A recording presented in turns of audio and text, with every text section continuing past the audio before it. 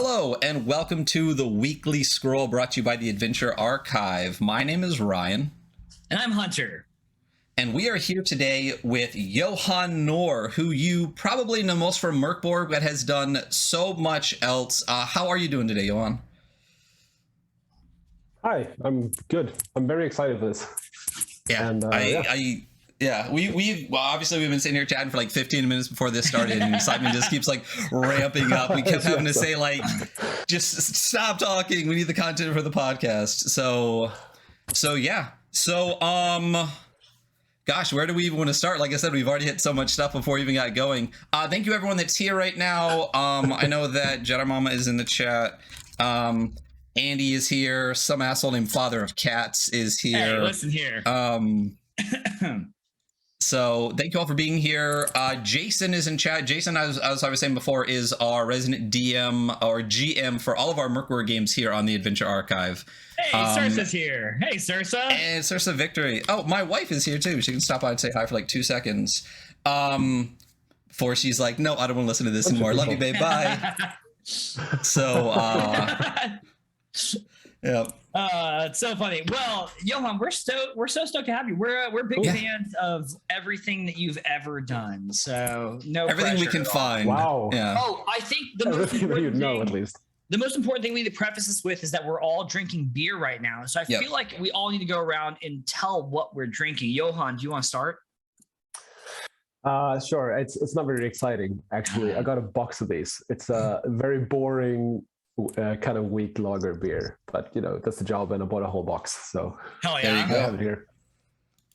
I have a Dallas Classic. You know, I'm from Dallas, Texas, and this is a Dallas, Texas beer. They got the Mosaic IPA by the Community Brewing sponsors. I have probably one of my like top 3 favorite beers of all time. It is Lil Something Something from Lagunitas Brewing. There's an entire line. There's an entire line of Lil Somethings. So there's like Lil Something Wild, Lil Something This one's Lil Something Something. So it is delicious. Okay. And it is noon for me, past my bedtime. So this is like basically a midnight beer for me before I crash out. Because I work night shift, so whenever we start the podcast, I literally just got off of work and I'm about to go to bed, and Hunter just woke up, so we're both tired and completely out of it for completely opposite reasons. Yeah. But that's I'm very in sync with you now, because I just put one of my oldest kid to bed. He's 3, but I always have to like lie in bed next to him to get sleep, and I always fall asleep myself as well.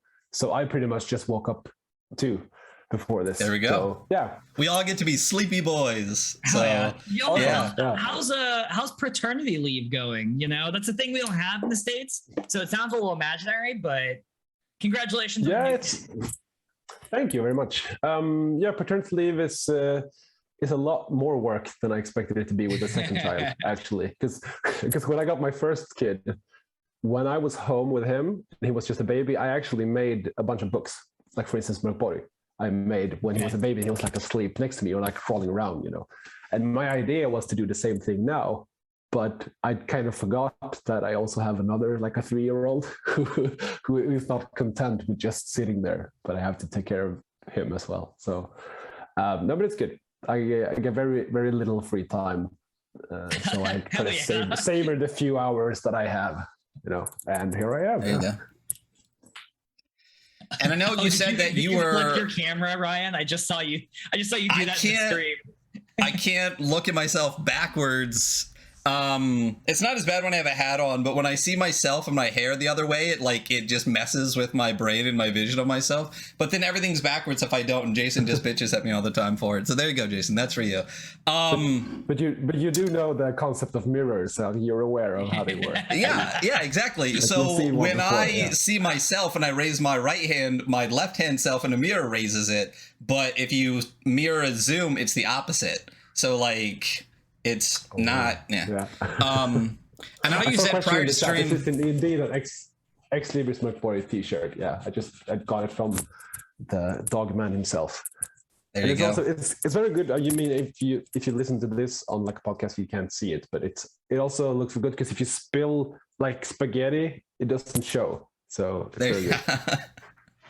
that's our problem a bunch. We're still trying to get used to it. Like 13 episodes in is to remember to just describe what I'm doing, because like probably, you know, at least half the people that have heard this at all have never seen us, I can imagine. So I'll go for like a 10-minute thing on like, look how cool this looks. It's amazing. Wow, look at how cool. Oh wait, you can't see it. Let me describe this image to you. But yeah, I'm rocking That's so I'm true. rocking the Mörk Borg shirt. No, listen, there's hey, a good chance. if you're listening to this, I'm 7 feet tall. I have really long hair. I'm beautiful beyond all description. I'm like an elf. And if you're watching in the chat, don't call me out. Yeah. So yeah, absolutely. That's actually true. Yeah. I know you said prior to, well, Johan, you maybe it's just the view of most random question stuff here of how cameras look, but you're a pretty tall guy, right? Yeah, I am. Sure. Sure, absolutely. Look, we're all really tall guys, everybody. Swedish thing. All the Swedes are real tall, right? Yeah. You know? You're all 6 to 7 feet. Not everyone, but yeah. I don't know these things, but feet, yeah, right. I know you said prior to stream that you are working on redoing your entire office. I know anyone that follows you on Twitter has seen some of the updates with the wallpaper, and I know you were working on like a corkboard situation with posters and stuff. How's all that going? Yeah, no, it's a lot of work, but finally today I put up the final wallpapers. So we were just gonna assemble the table so I can have like my little workstation, but then I realized I had bought the wrong color of the table, so now I have to return it. And now I'm sitting on, basically have a bunch of cardboard boxes as a table right now. Nice. It's getting there. So the office in progress feel. You know? Yeah. Living that college guy life right now. Just a chair and a computer screen and some boxes. There you go. I just can't wait to get rid of the computer at my dining table, because while we're sitting and eating like a family dinner and the little children are sitting next to my computer with their like glasses of water and they can't really control it, and I get nervous. So someday. So with the family and the living in the dining room table at the computer, is that where you're doing all of your work right now on like Cyborg and wrapping up stuff for Into the Odd and everything? Yeah, I just got final print proofs for Into the Odd yesterday. I haven't had time really to look at them, but so that's all at the printers right now, after a bunch of back and forth with the cover, because that was a bit more complicated than I first thought it was going to be. That's very typical of me to like have an idea like, oh, this is going to be cool, let's do this, I've seen this somewhere, I have no idea how to do it, and then I realized halfway through that, oh, this is actually quite difficult, but I got really good help from the printers to get it done. And so that's on that's looking pretty good. And then I mean, Cyborg is also like, the book is pretty much done and almost ready to go as well. And we're just working on the final details on like the stretch goal items. So like a couple of locations that I haven't pretty excited for that one. I can't even begin to describe it. So one of the things we talked about right before stream is the Mörk Borg Kickstarter. The original Kickstarter had so much stuff that's literally impossible to find. Like you can't even you can barely Google the alternate cover of Mörk Borg and find a picture of it. It's like so rare. And I know you held one up before. Look at this black. So for those that don't see this, this is the like still in plastic, like black, flail edition of Mörk Borg. That's just insanely amazing. So when Cyborg Kickstarter drops, oh my god, I can't even, because I want it so bad. Like the completionist in me is like, I will find someone and I will steal it or sacrifice something. I will do a ritual and I will receive this thing. So when the Cyborg Kickstarter dropped, I immediately was just like, what's the highest tier? I don't care what it says. Done. All right, what did I just get? And the book for that looks absolutely stunning. Like I cannot wait to have that. And seriously, cool. I know that I know a bunch of podcasts have talked about this before, but the Mörk Borg book has got to be like the coolest book that I've ever owned. Just every aspect of it, and I can only imagine like you this is pretty much 100% your baby as far as the graphic design and art and everything, with like the glow in the dark text on the side. I mean, we could go on for days about the layout. I know in some of the interviews you talked about, because you're a classically trained graphic designer, and you were basically with Mörk Borg. I believe you said like here's all the rules for graphic design. I'm going to go ahead and break all of them for this book. And then it became an this experiment. Yeah, like that. Exactly. And how did that process go? Like, did you actively think of like this is how it should be, so let me do the completely opposite thing? Or did you just kind of like organically go through the book and keep changing and getting farther out there and farther out there? I think you can see, actually, I think if you start to flip from the start to finish, there is some sort of, there's something happening with how I lay out things. It's very subtle, but it's like I don't know if I find the design as I go along, because I started with the first pages, and then as I went along, it's kind of, I don't know if it's more content per page as long as the more that you flip, but basically, yeah, like I had to stop myself while doing this. It's like, okay, so hang on, now I'm getting a bit too coherent, or like too like it's starting to become almost templated here. I have to change things up a bit, and I have to try something else. I have to do something that I might not really think looks good, but it could be interesting, and I have to see what it's like. And like, because we never knew how big this was going to be. We expected it to be like 100 people buying it or something. Mm-hmm. I didn't feel any pressure to do something that everyone would like. So even if I was a bit unsure of something, I just did it anyway. And you know, it could have worked, could have not worked. So that's really cool. I mean, it's interesting because, you know, if you look at Mörk Borg and you look at every other like indie TTRPG, like the way that you use art in the book is like really unique, and it kind of redefined what you can do with art in a book. I mean, even working art into the rules. Do you feel now that Mörk Borg has been so successful and has such a cult following, and you have Cyborg coming out, do you feel more pressure on Cyborg to make things that people like, or do you still feel the same, that you're going to make the thing that you want to make? No, in a way, actually. I mean, I know because when you have we did have a Kickstarter for Mörk Borg as well, so we saw how many people wanted it, but by then the book was pretty much done anyway. Right. But now with Cyborg, I mean, we know that there's a lot of people who like expect it to be in a certain way, or like they want it. So there is a different kind of pressure to it. But I'm also a bit more used to this now, and I know what the Mörk Borg things look like, and I know kind of what I want Cyborg to look like. So I don't know. I guess I'm a bit more confident with it. But we're experimenting in different ways with Cyborg as well, because I want to break free in a way from how Mörk Borg looks and do something different as well. Like, that's the thing. I don't want this to look just like Mörk Borg, but with guns. Like, I want it to be its own thing, but with still, you know, reminiscent of Mörk Borg, if that makes sense. So yeah, it's almost like a subgenre you made. Yeah, I mean, gosh, if you look at the third-party content, you know, it's really interesting to see. Like, first, I guess a question that I did want to ask about is, because I know you guys had the Mörk Borg cult for a while, and for those that aren't aware, that's a lot of like third-party content, and you guys really took a lot of the really good parts of that and added art. You put the, you know, Mörk Borg approved, like Mörk Borg cult stuff on it. Like Graves Left's Wanting was the first arc that we ran here, and Graves Left's Wanting was originally in Mörk Borg cult. It's in Ferritory.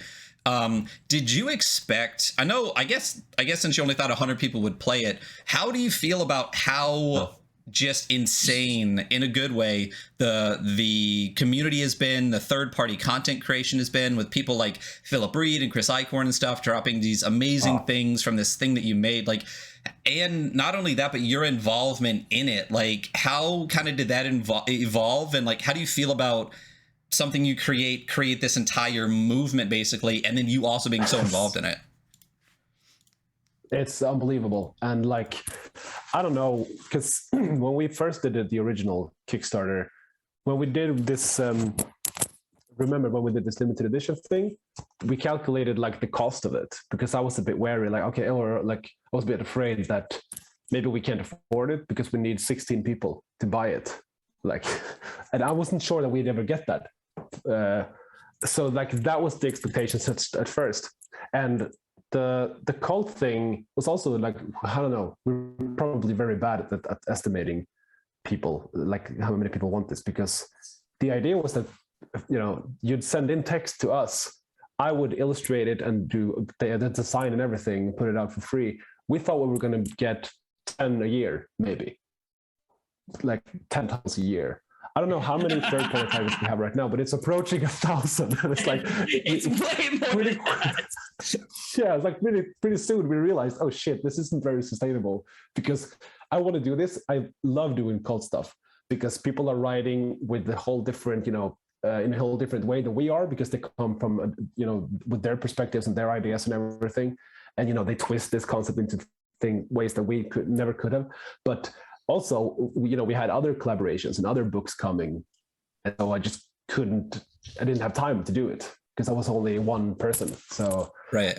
That's pretty much the reason why we opened up the license to become the third-party license, to just say, okay, you don't need me to do this. You can do it on your own. Just go ahead. Because I don't want to just like stop your creativity from getting out there. So well, and with the third-party license as well, like one of the things that we've talked about, and like when I first read it, it was like, this license is so fucking easy. Like it's so easy to do. Like if you try to do like the 5e OGL, you almost need a lawyer just to put like a little homebrew thing up anywhere. But your license is basically like, just do whatever you want. Add this little piece of legal text, and here's a sweet logo we made for you. Have fun, but just I just want to see it eventually. Yeah. So it's amazing how, like I said, just how big it blew up, and then also just how supportive you guys are in the community. Because your guys' Discord channel is popping all day long, and you're all over it. Because I know that you've done, like I said, I collected a bunch of your stuff next to it. You've done art for Chris Bissett for Treasures of the Troll King. I know you did the art for Forbidden Psalms, the first one and the second one. Non-Mörk Borg books like Rite of Vengeance was also you. I got all of it. Yeah, that one. But I know that the Mörk Borg, Mörk Borg Feretory and Heretic are both pretty much just third. It's the Mörk Borg cult stuff turned zine form, right? Like for the most part. I know there's stuff in the End of Heretic that's totally different. So I mean, I can't think of another book who created a movement like this, or another game, and then like has almost as much content as the book, twice more of like the community's content, like, but supported by you guys. That's insane. It's crazy. And I feel like it's so nice to see these things in like stores and know that, I mean, this is stuff from just people in the community who collaborates with us. And it's like, I want it to be like we lower, or like we flattened the hierarchy a bit. It's like me and Pelle, we don't want to be seen as these, overlords who are like, our stuff is worth more than yours in a way. Because I feel like we're all in this, we all own Mörk Borg together. Like this is our thing. So you can do whatever you want. You can collaborate with us and do this kind of stuff, or, and it's nice to see.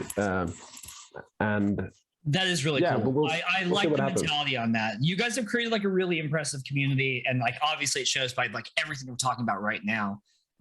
Funny little anecdote, actually, I was working on a final project for a web dev class, and one of the pages I was doing was Mörk Borg for our website, and I actually posted it in Discord. Really? And I was like, hey, does anyone know where I can find the font for Mörk Borg? Because I want to use it for this project. And you're the person who replied. And you're like, oh, it's right here. So yeah, you're like super active on there. Actually, I do have a question about like kind of Mörk Borg that I had written down, and someone asked in our chat. How many different fonts do you have in Mörk Borg?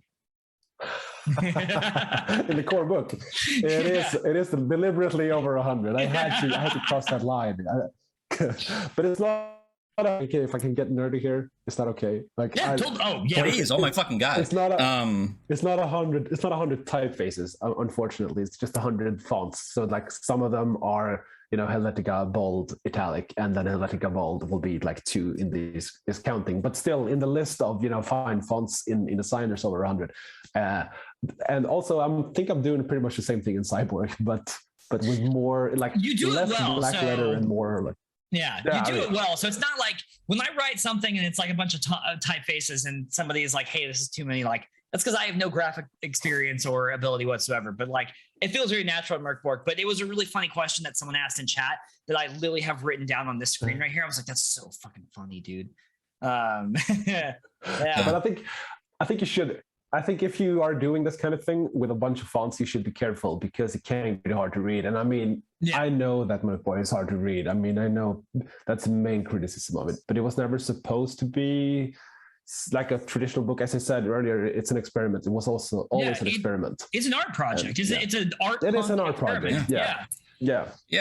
I mean, and for those that actually that watch our podcast and listen to like our reviews and stuff, which is two shitty, tired guys' opinion at the end of the day. So, it's easy to be a critic. It's hard to be a creator. But one of the things we've talked about a bunch of times is a book that is, because we have like an art score and a layout score. It's really hard to have a high score in both, because if you go really art heavy, the functionality and readability, like, it does kind of suffer a little bit. I know the first time I read through Mörk Borg, I had to read through it probably 3 times before I realized that it's actually in sections. And then I was like, oh, this makes so much more sense now. But if you compare that to like Into the Odd, which is like the exact opposite end of the spectrum, it's funny because like at work, there's a couple people that have no idea anything about tabletop RPGs. I'm a nurse in a hospital, but there's people that are really good listeners, and there's times where like I can't not talk. So I'll be like, hey, I know you have no idea what Mörk Borg is, and you have no idea who Johan Nohr is, but I'm going to tell you all about it, and let me show you both of these projects that they're worked on. And one of the first things that one of the people I talked to said was, the same person did this? Showing them Mörk Borg and Into the Odd. And I'm like, yeah, it's crazy. Like look at like these other things they've done. And she's like, if you look at something like Mörk Borg, which is like this kind of dark, evil art book, and then you look at something like Into the Odd, which is this like collage style art with this like super clean, super easily readable pages. And then you look at a book like October Landed, which I can't read, but it's just like stunningly gorgeous from a graphic design standpoint. If you put all 3 next to each other, you would not think the same guy did these 3 books. And so what, I guess, inspires you to do something so completely different across different projects? Is it the person you're working with, or is it you just going, I feel like doing something different or experimenting in this different way, let's see how it turns out? It is the project. Like it's always the project. What's the purpose of this book, this game? Like what will this benefit from? It's not so much about what I want, because it's always like if I work for someone or an author or a publisher or whatever, like, I don't know, maybe it's because I freelance as a graphic designer. I think the client is always the most important thing, what they want and what's good for them.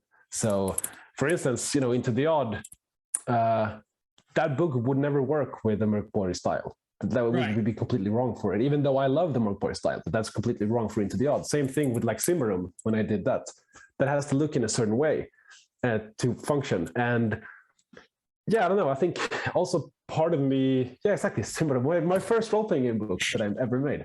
We'll get to that. Part of me also wants to like always learn new stuff, always like experiment with new things. So when I did Oktoberlandet, that you mentioned, that is a kind of obscure book, I think, here, because it's only in Swedish, and it's this like it's kind of a fantasy steampunky thing in like a fake Russian Revolution timeline in a way. It's very weird. But that, I mean, when we did that, I was inspired by like constructivism and futurism, that art movement, and I didn't know anything about that. I kind of hated how it looked at the time. But then as I got into the project, I learned to love it, and I learned how to do it. So it's always like, experiencing new stuff and getting into new styles.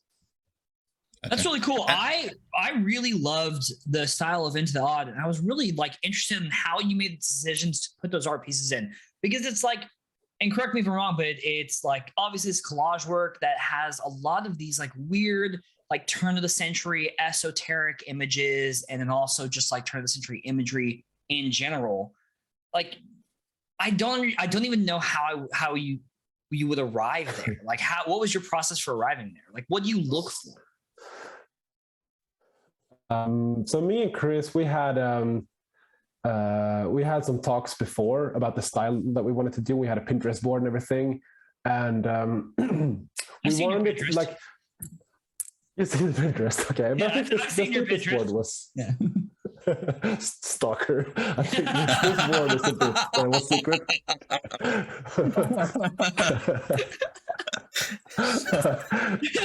It was like. What was that? It was like some other interview when the guy was like, "Oh, I've seen I've been watching you on Spotify. You've been listening to this band a lot."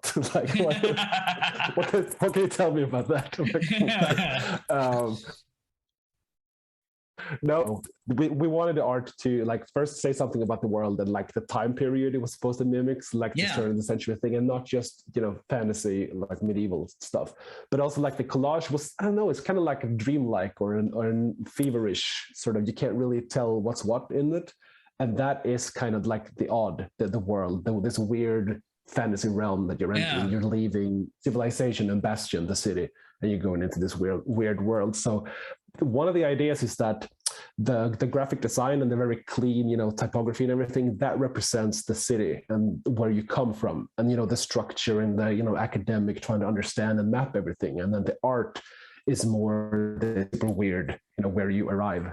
It's super pretentious, but that's kind of like how I imagined it. I don't think it's pretentious at all. I think that's a really great, like, I think if you didn't like know, if you weren't able to pick up on that theme and you just saw it, I think it still hits really well. But I think knowing that as the underlying theme, I really love that. I think that adds so much more to the experience of going through. I mean, the idea, you don't have to know that. You're like all these things, because I tend to have these concepts and these ideas, but you're not supposed to have to know them.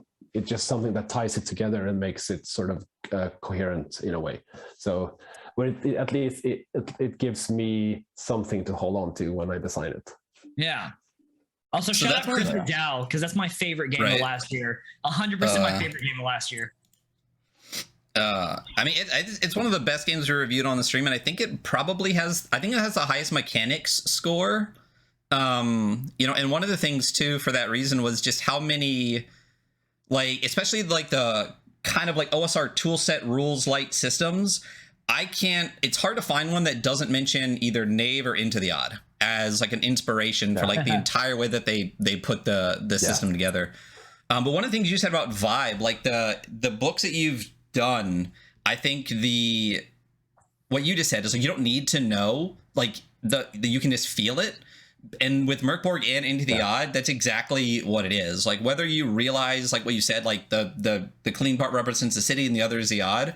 Like reading through that book, it's one of those things where by the time you get a couple pages in, you're like, I 100% know like where I am, what's going on, and what this book is about in Mörk Borg and in Into the Odd, where you just are like, I mean, just looking at the cover of Mörk Borg, you're like, I get it. I'm there. I got it. But the farther you get in, and it was the same thing with Into the Odd. And I loved how we're art boys here on the stream. We definitely give a big emphasis to like a book that has a bunch of art in it for that exact reason. It's just like, I need to feel where I'm at and what it is. And Into the Odd does such an amazing job, because it's almost like every other page, or at least every other spread, will have some piece of like either a full page art with like nothing on it but the big piece of art, or taking up like space on it. And it's so nice to see that and to have it broken up. I mean, the layout at Into the Odd is just it's just so well done because of how clean and how concise and how uncluttered everything is, and how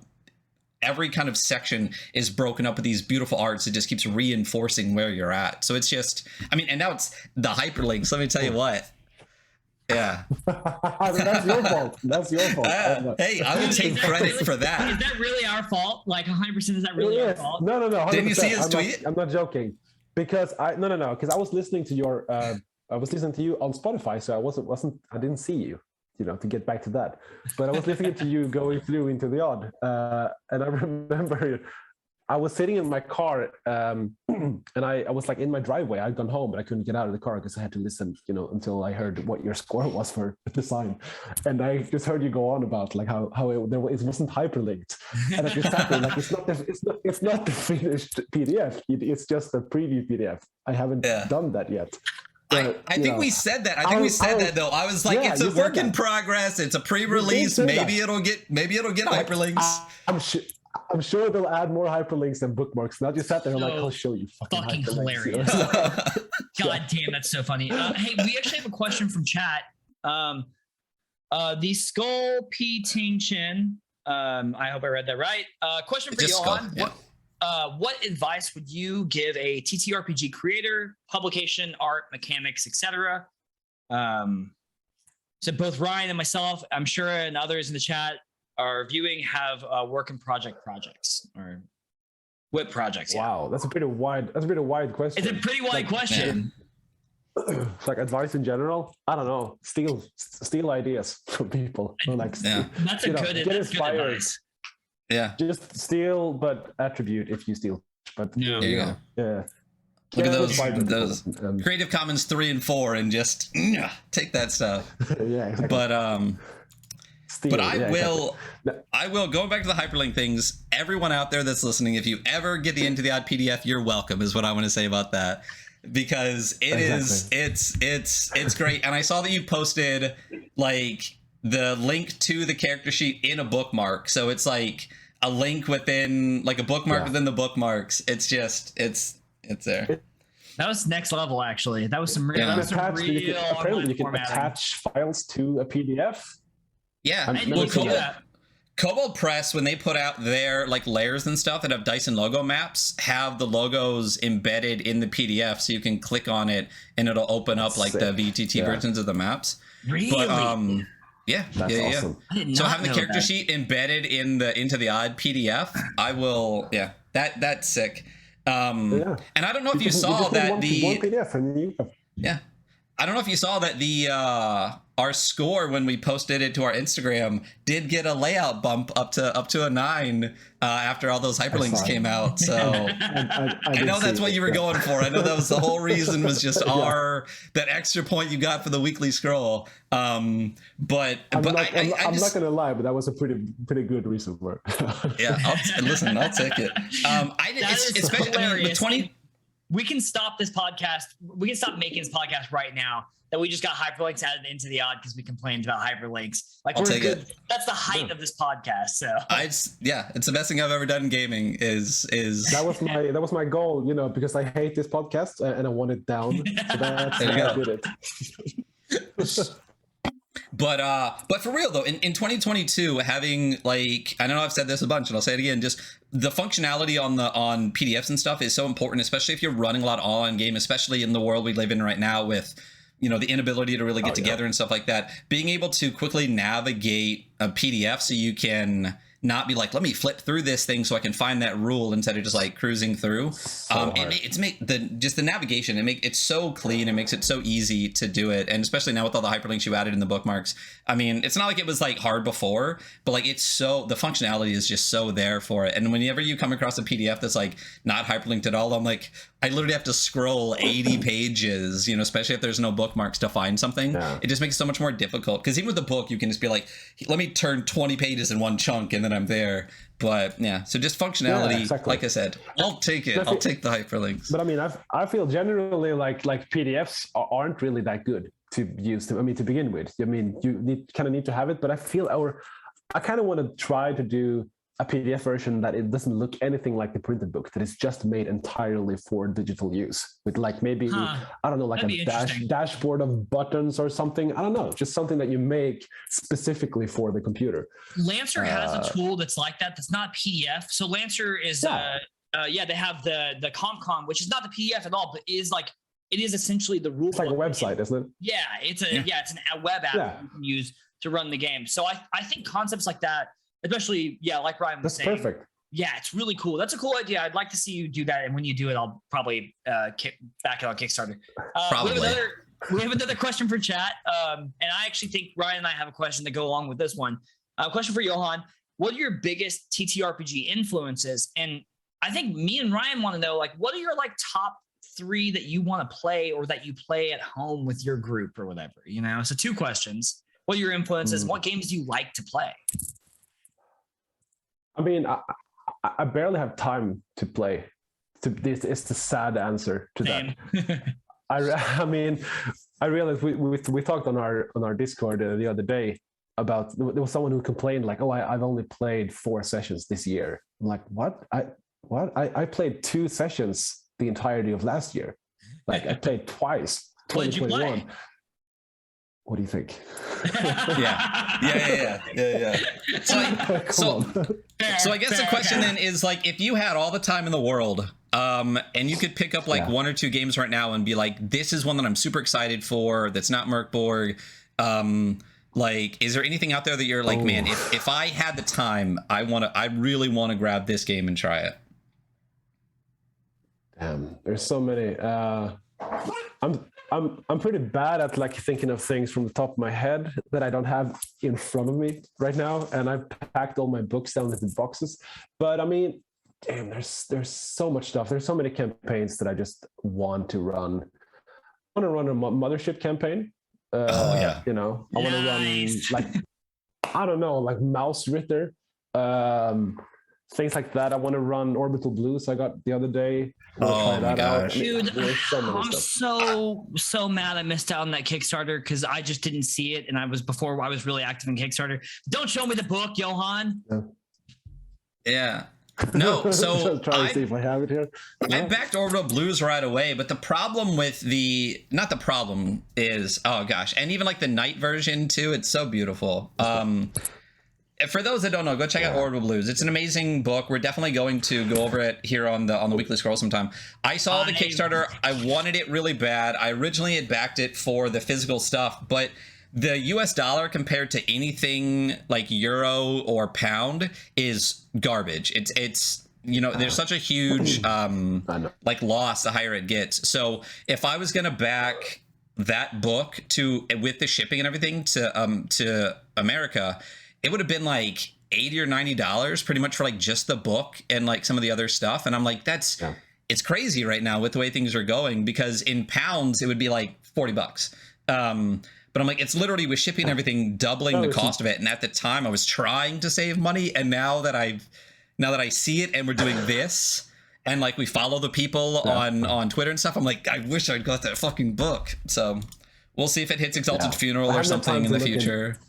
Yeah. Okay. And the second part to that question was, what are your biggest TTRPG influences? So we know you want to play Mothership. You want to play Orbital Blues, was good for you. Those are both fantastic choices. But influences. Influences? What do you mean? Like design-wise, or? I mean, just from TTRPGs in general. Like, are there any TTRPGs that like influence like your design, like thoughts and actions? I guess. Also, I just got this in the mail. Like, literally, that was what the knocking on the door was. So, shout out. Nice. Okay, you just got it. Nice. That was Troika, by the way, for those that can't see. All right, the listeners. Drawer. No, I don't know. I mean, can't think of anything right now. I'm sorry. I mean, there's 100 probably. Yeah. I just can't name. Oh yeah, no. I just can't name them. But yeah. So one of the things too is that you write stuff too. You're not, I want to say you're just a graphic designer, like as if you're just a graphic designer, but like you've written stuff before. Only graphic design. Because Stockholm Kartell, and I get this from context and stuff like that, is like a game design kind of group, right? Because I know the guy that you're working on right now. Yeah. I'm gonna butcher every like Swedish thing ever. Carl's last name is what is his last name? It's Nibleus. So good luck with Nibleus. Because I know I have Through the Gate here, which is one of his early things, and I believe like a while ago somewhere he dropped some like early Cyborg stuff that I assume was maybe like the impetus to like blow it into something else. But I mean, just as far as like Stockholm Kartell and the stuff that you've worked on, is that where you kind of got the start with TTRPGs and with like away from just like straight graphic design, or was that kind of a little bit later? No, that was a bit later. That was when I got into OSR basically, because I've been playing role playing games a long time, but mostly Swedish stuff. And then when I got interested into like seeing what this D&D thing is all about. And I've been playing, I don't know, 10 years by then. I first started, as I mentioned before we went live, I started with Pathfinder, and then I got sick of that because it was just too crunchy for me. And so I got into OSR, and that's when I met with the guys from Stockholm Kartell that was kind of forming at the time. And we first started doing like drop-in OSR games at conventions, like arranging that kind of stuff. And it wasn't until Mörk Borg that we sort of released things, like published things. And it was kind of there that we realized that, oh, maybe we can actually, you know, these adventures that we use on conventions, we can actually publish them and get it out in the world, and there's actually people who want to play them. So that's kind of where that began, and we became more known. But yeah, it's a loose collective of artists and creators and idiots. Very cool. It's interesting to see like those like going from that to some bigger projects that they've done and stuff too. One question specifically about Stockholm Kartell I had though was, is there a place where you can get Unseen Vaults in the original OSR style instead of the Mörk Borg conversion? Because that download link does not exist anymore. If you click it on the website, it just goes to nothing. I can send it to you. Sure. Yes. Absolutely. Yes. Because between that or Quest for the Murder Sword, like again, everyone has a work in progress project. I have a work in progress project, and I want to play test with like an OSR adventure. And I'm like, if I could do Unseen Vaults, I would be super happy, or even use like Murder Sword or something like that for something that you can easily convert into like a quasi OSR like adventure to run in and stuff. So yes, I would be very, very happy for an OSR Unseen Vaults. I'll take that all day. So yeah, I think Unseen Vault was like the first thing that I did for OSR things. That was the first, that was the first adventure that I wrote, that I tried to throw out this thing, and I don't know, it got very little traction at the time, but it awakened something in me that I wanted to do more. There you go. So. Yeah. It's interesting because if you look up Unseen Vaults, it hits a bunch of different ones, because I know like because you did the conversion from Mörk Borg, you find a lot of stuff about the original OSR adventure. I think there was something about like I saw like Lamentation of the Flame Princess people running it and stuff like that. So it just like kind of hit the whole like OSR like kind of plethora a while ago for that. That was back. It was published back in the Google Plus days. Yeah. So it's ancient. Oh yeah. Yeah. A while ago. It's sick. Yeah. Have you not seen that, Hunter? We'll have to check it out. Yeah. No, I should. But well, I guess one of the other questions too about like the early days of Johan Nohr and stuff. So again, I'm gonna butcher the name of this. Barhaxen? Oh, Barkexon, yeah. Barkexon. Are we ever gonna get an English version of that, or Oktoberland it? Oktoberlandet, I can't say, because I'm only a graphic designer there. Gotcha. And that's a deal between Christian Merstam, who did White Hack, who wrote that thing, and Free League, who published it. So I don't know if they ever want to publish it in English. If they ever do, I want to design it in English. But Kexon, we're never gonna translate it. We just have to find the right time and the right vibes, and we just have to, the Bark Witch. She has to show herself in the woods. We have to find her, and you can't really trust the Bark Witch, so you never know. Because that's like a horror themed, like it's like Swedish horror themed RPG, right? And is that the first thing you and Pele worked on together? Yeah, it is. It was our first project, and it's basically a Blair Witch type horror game. It's like horror without the tongue-in-cheek, so it's just a horror game about the north of Sweden, the north forest of Sweden, and what lurks there. So, and it's a kind of weird small little book about horror. Oh. And, listen, I'll take every weird small little book I can get. We're a big fan of small weird little books on this channel. So, that's cool. Did you say the writer for Oktoberland was a writer for the White Hack? Yeah. I did not know that. I did not put two and two together on that. Yeah. We definitely have White Hack and Black Hack, and eventually we're going to dig through those as well. Those are interesting. You see a lot more Black Hack, I think, than White Hack, and I think it's because it's a little bit more streamlined, so it's kind of easier to hack than White Hack is. So absolutely. I think Black Hack is more compatible directly to other OSR project titles, I think. White Hack does its own thing in a way. But yeah, I still haven't gone through White Hack. So we did White Hack and also the Stole the Car Wait. Yeah. No, me neither, really. I have a few copies of it, but I haven't played it. I've gone through Black Hack. I've gone through, because they recently just did a Kickstarter that I wish now that I had backed at a higher level. I backed at like a pretty high level, but not like the whole way up to get like the whole box and like everything. So I dug through that, and it did feel a little bit, I don't want to say approachable. It is more streamlined than White Hack. So it was kind of easier to like get into it and dig into it than White Hack. But White Hack also looks so good too. So yeah, I think we definitely want to do like a White Hack, Black Hack, like, you know, one and the other kind of comparison. I guess besides the name, I don't know if there's like much of like a direct comparison to the two. I don't know if one was in response to the other or not. I guess we'll find that out when we're doing it. I don't know either. I should name, but I'm not sure. You glitched out there pretty hard. We missed you for a second. I think they're quite dissimilar. Oh, yeah. Sorry. I didn't say anything of importance. My internet here is pretty bad. So.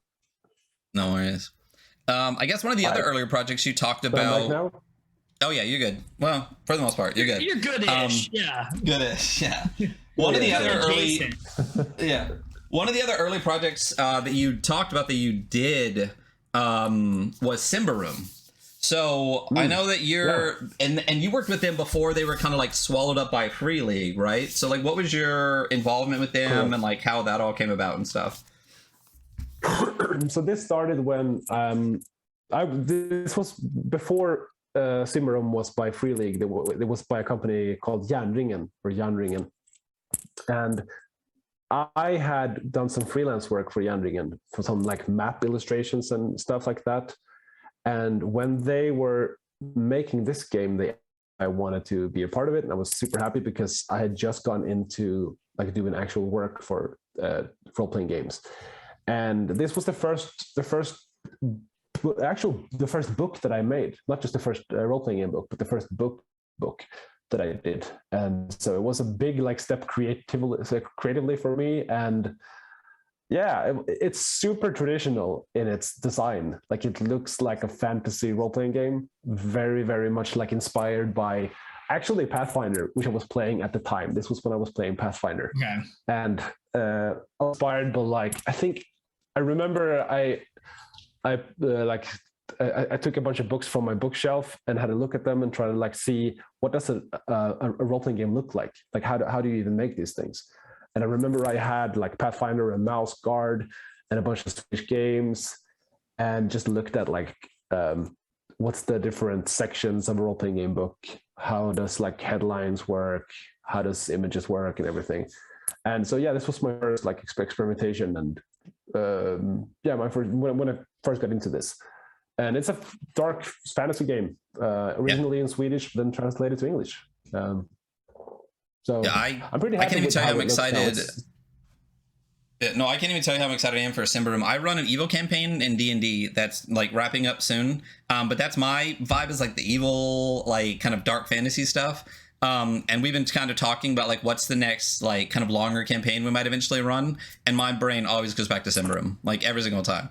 Yeah, the art's really fantastic. It's very super dark and like.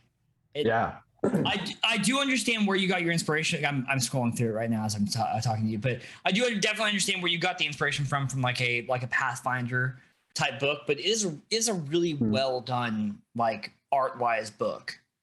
Yeah, the art spectacular. Yeah, so absolutely. I'm kind of wondering, like, you know, like kind of even going further back, like what kind of got you into graphic design, and what were your first steps into graphic design? Like, did you start doing TTRPG stuff, or were there other smaller freelance projects you've done before TTRPGs? No, just smaller projects before that.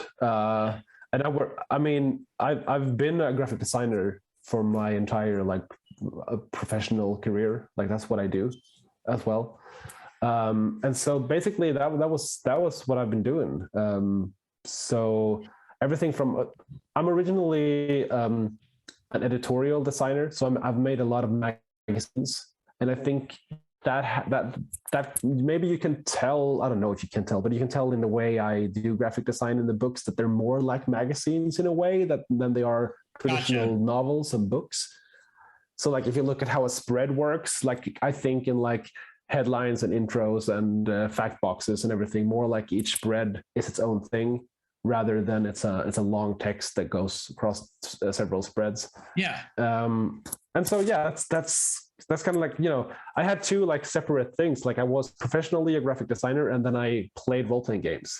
as a hobby. But now I found a way to merge those two, which is awesome. So yeah, that's that's the dream, you know? Well, it's amazing too, because like it's we talk about it on stream a bunch too, like on the podcast, about the, like, when you look at a book and it's just 2 columns of solid text for like 10 pages, it becomes difficult to read. And it's also very like you've seen this a ton and stuff like that. So when you're talking about your style of like more like magazine spreads, and like each piece is like a piece unto itself and you get the information from each part, that contributes so much to readability and vibe and everything else.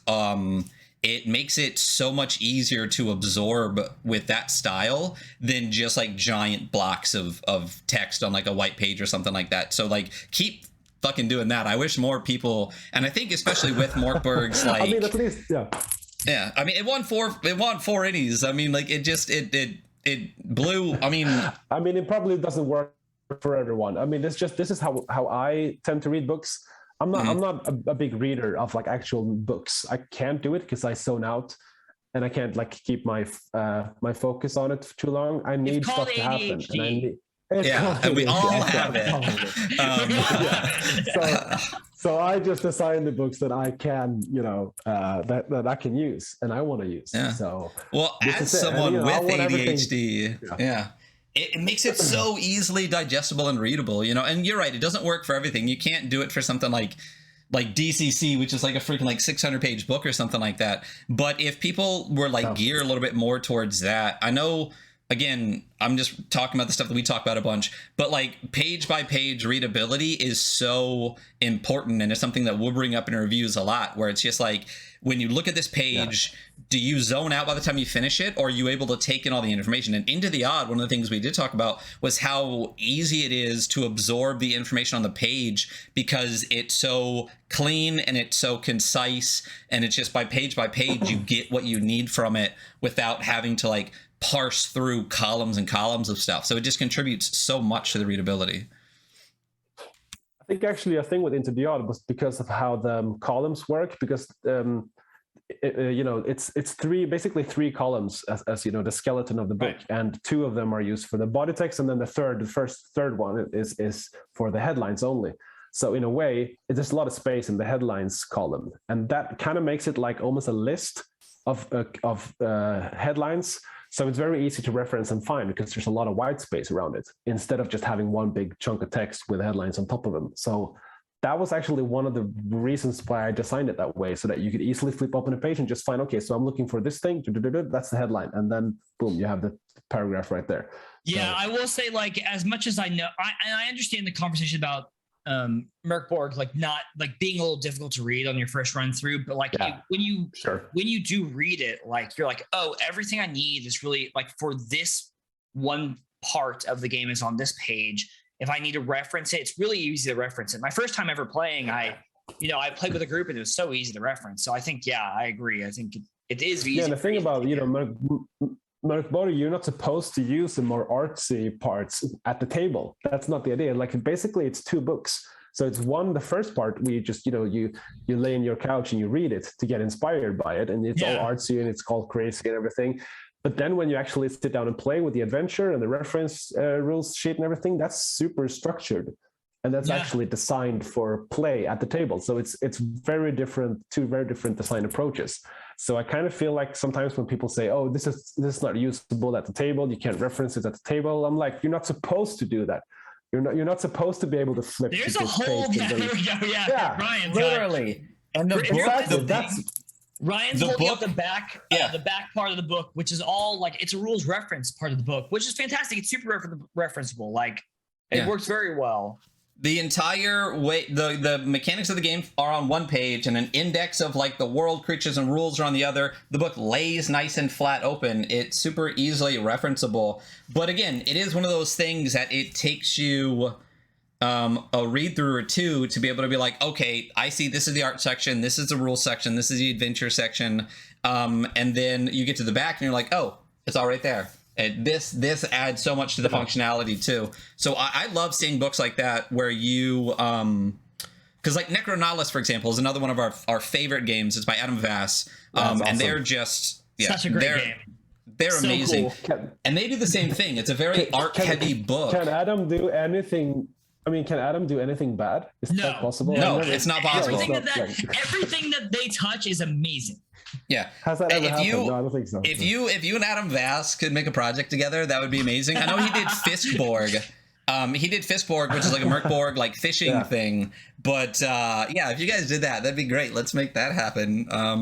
But they do the same thing. He posted it on our Instagram and asked that, so we'll see. Oh yeah, I saw it. I liked it. I immediately said yes, please. But they do the same thing with Necronautilus, where they have this super artsy, art-heavy style to the book, but then at the back you get the entire rule set on one page with all the mechanics, and that's so important. If you're gonna do a book that, as we said, like the more artsy it is, that you kind of reduce like we call it like functionality, kind of like the readability and stuff. But if you put all the mechanics on one page, or literally any RPG you ever have, if you have an entire book, try to fit them all on 1 or 2 pages so people have the mechanics. And you put this free on your website to be able to just print off if you want it or have access to all the time, which again is just awesome for the community and stuff like that. So yeah. Yeah, I mean, you don't even have to buy the book. You can just download that and play. There's a bunch of free adventures and the generators. So yeah, this now. Well, that's another thing we talked about with value for your game. Mörk Borg is the only game that got 2 10s for us. 1 for the art and style because it's perfect, and 2 for the value because, like you just said, you literally don't even need to buy the game to play the game. You can download the 1-page rule set. You can download adventures. You can download classes. You can download all the Mörk Borg cult stuff for basically free. On top of that, like every time you guys do a Kickstarter, you create like a new website or something, like the dungeon generator, the monster generator, all the rest of that stuff. It's just so like community friendly, and like without going too deep into it, if you compare that to like the world's most marketed role-playing game, the community support is just, it's not even comparable. It's like, it's as much as you could possibly ask for and none at all. So, you know, it's just different philosophies, I think. Yeah, absolutely. Like, give me money versus play our awesome game and we'll help you every way we can. So play the game is the goal. Yeah, that's what we want. That's what we want. Oh, Jess just asked, did you design the website too? Yeah, I did the my website. Dude, the website's so good. Oh my god, dude! The down scroll functionality on the website, where you scroll down, it's just stuff from the side. And things like come in from the side. We might need to talk later because I've just started my web development journey, and I would like to know how you did that because it looks really good. And we have one more question. Yeah, sure. From Sculpting Chin, which is probably DM for that. Yeah. Hey, what's your current going freelance rate? Not that you're super. My rate. Yeah, DM for quotes. Yeah. I mean, I don't have time right now. I'm sorry. Yeah. No, I'm not. I don't work for free that often, but it does happen. If I'm one of those people that I get too excited for my own good for a bunch of projects. So even though when I should say no to a project because I don't have time, I just say, as soon as I hear the pitch, I just go, yeah, fuck, let's do this. You seem like you're doing fine professionally, so maybe that actually that's not working against you. No, well, I need to sleep as well sometimes. No, you don't. Yeah. That's a matter and your family. Yeah, that's a lie from the government. The government just wants you to think you need to sleep. You're just addicted. There you go. That's true. Exactly. Just drink coffee. If you stop, you'll stop forever. One of the questions. I'm not a doctor. Oh yeah, me neither. One of the other questions that Jason had, like I said, he's our GM for all of our Mörk Borg stuff. But him and Jess both work in graphic design, like print, digital, or just like the art. I've played with them for a long time, and I know a lot of what they do, and I still can't say exactly. Love you guys both. Okay. But he had a couple questions from a design perspective, especially because that's like what he does as well. One of them was, who are the other artists or books that you find inspiring from like a design perspective? Maybe through some books or just in general with your career and your style. Okay, so you think tabletop role-playing games specifically? I think like design, like from a graphic design perspective, from just because you're classically we talked about this a couple times. Yeah. You're formally trained in everything. I think Okay, so I'm extremely bad at remembering names, as I mentioned before. If I have the time, I can figure out a list. But there's a few like from back in my days when I did editorial design. There's this Italian magazine that I don't really know the name of. I think it's called Il. I think the designer's name is Francesco Franchi or something. Very, very good doing infographics in a very structured and interesting manner. He's really cool. I think the design for this was like a 5e supplement called Neverland. I was really, looked pretty awesome when I saw that. Unlike anything that Mörk Borg is, but just check that out. And also, I don't know. I mean, anytime someone graphic design wise does something that doesn't look like a traditional role-playing game book, I love it. Someone to try new things. Oh, this book is cool, man. It does look cool, right? Peter Pan. Yeah, Peter Pan in D&D. Yeah. That's pretty dope. The cover is gorgeous. And it's like all the artwork is like this vector art, and it's super like structured in the grid. The design speaks to my magazine designer brain. Yeah. But yeah, that's cool. And who else? I mean, Adam Bass, obviously. It's very fun stuff. Who? I don't know.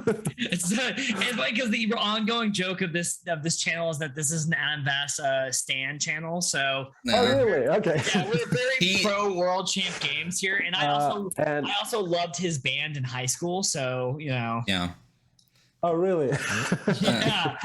I actually didn't even realize it was the same person until the other day. I was like, oh my god, dude, he was the bass player in Law Dispute. I listened to them forever. I still listen to them, He did say that my collection, even prior to my most recent haul, which I just went to the website and bought a bunch more, was probably the biggest collection he's seen outside of his own of Adam Bass stuff. So I will take that with the badge of honor. So yeah. Shout out. I also think go check out Cyber Metal 2012 right now, still funding. It's on GameFound as well. Yeah, exactly. Yeah. It is, yeah. Is his name Gontillo? I can't really. I'm probably butchered that name as well. Who did the Haunted Almanac together with Games Omnivorous and Nate Tramer? Wait, he did which one? The Haunted Almanac. Graphic design. I think his name is Gontillo. Let's see. Hang on. Oh yeah, this one. This was a really cool project. I still don't know this one. Yeah. I saw this drop on like everything, Exalted Funeral, everything. Because these are all like everything he does as well is pretty cool. Yeah, it's Nate. I wish I knew everyone's names correctly. It's either Trim or Treme. It's Treme, right? It's the anthology for that. So you're talking about the graphic designer did that. That book is gorgeous, and it actually reminds me of your style a little bit in the way that it's kind of laid out and stuff as well. So yeah, I had that book in my cart like 3 times. It's beautiful. That's Guillermo super worth it. Contijo? Yeah. There it is. These black lines, look at this.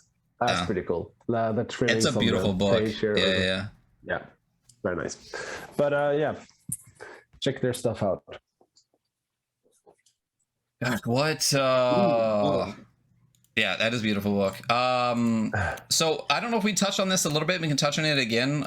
Jason asked, what's your philosophy or approach on usability in design as far as function versus looking cool? And I know we hit on that a bunch of times already with Mörk Borg, but what's your general philosophy with that a few? Yeah. Depends on the game or... Yeah, it depends on the game and it depends on the book, like how it's supposed to be used. Should you have it at the table, it needs to be usable in some way, or at least the parts that you're using needs to be usable. So that at least in the way that you should be able to find the section that you're looking for easily in play. I think adding one of those reference sheets is a good idea if you want to do more experimental styles, but also, I don't know, you have to really think about those things, because when we did, as an example, Putrescence Regnant, the booklet for that, which is a 12 by 12 inch booklet because it's in a vinyl thing. Grab it, Ryan. Quick, grab it. Grab it. Yeah, exactly. So that little booklet, which is the actual adventure. Ah, great. When you have that open and you read it at the table, you flip it open, that's huge and very, very bad to have at the table. So that was a challenge, usability wise.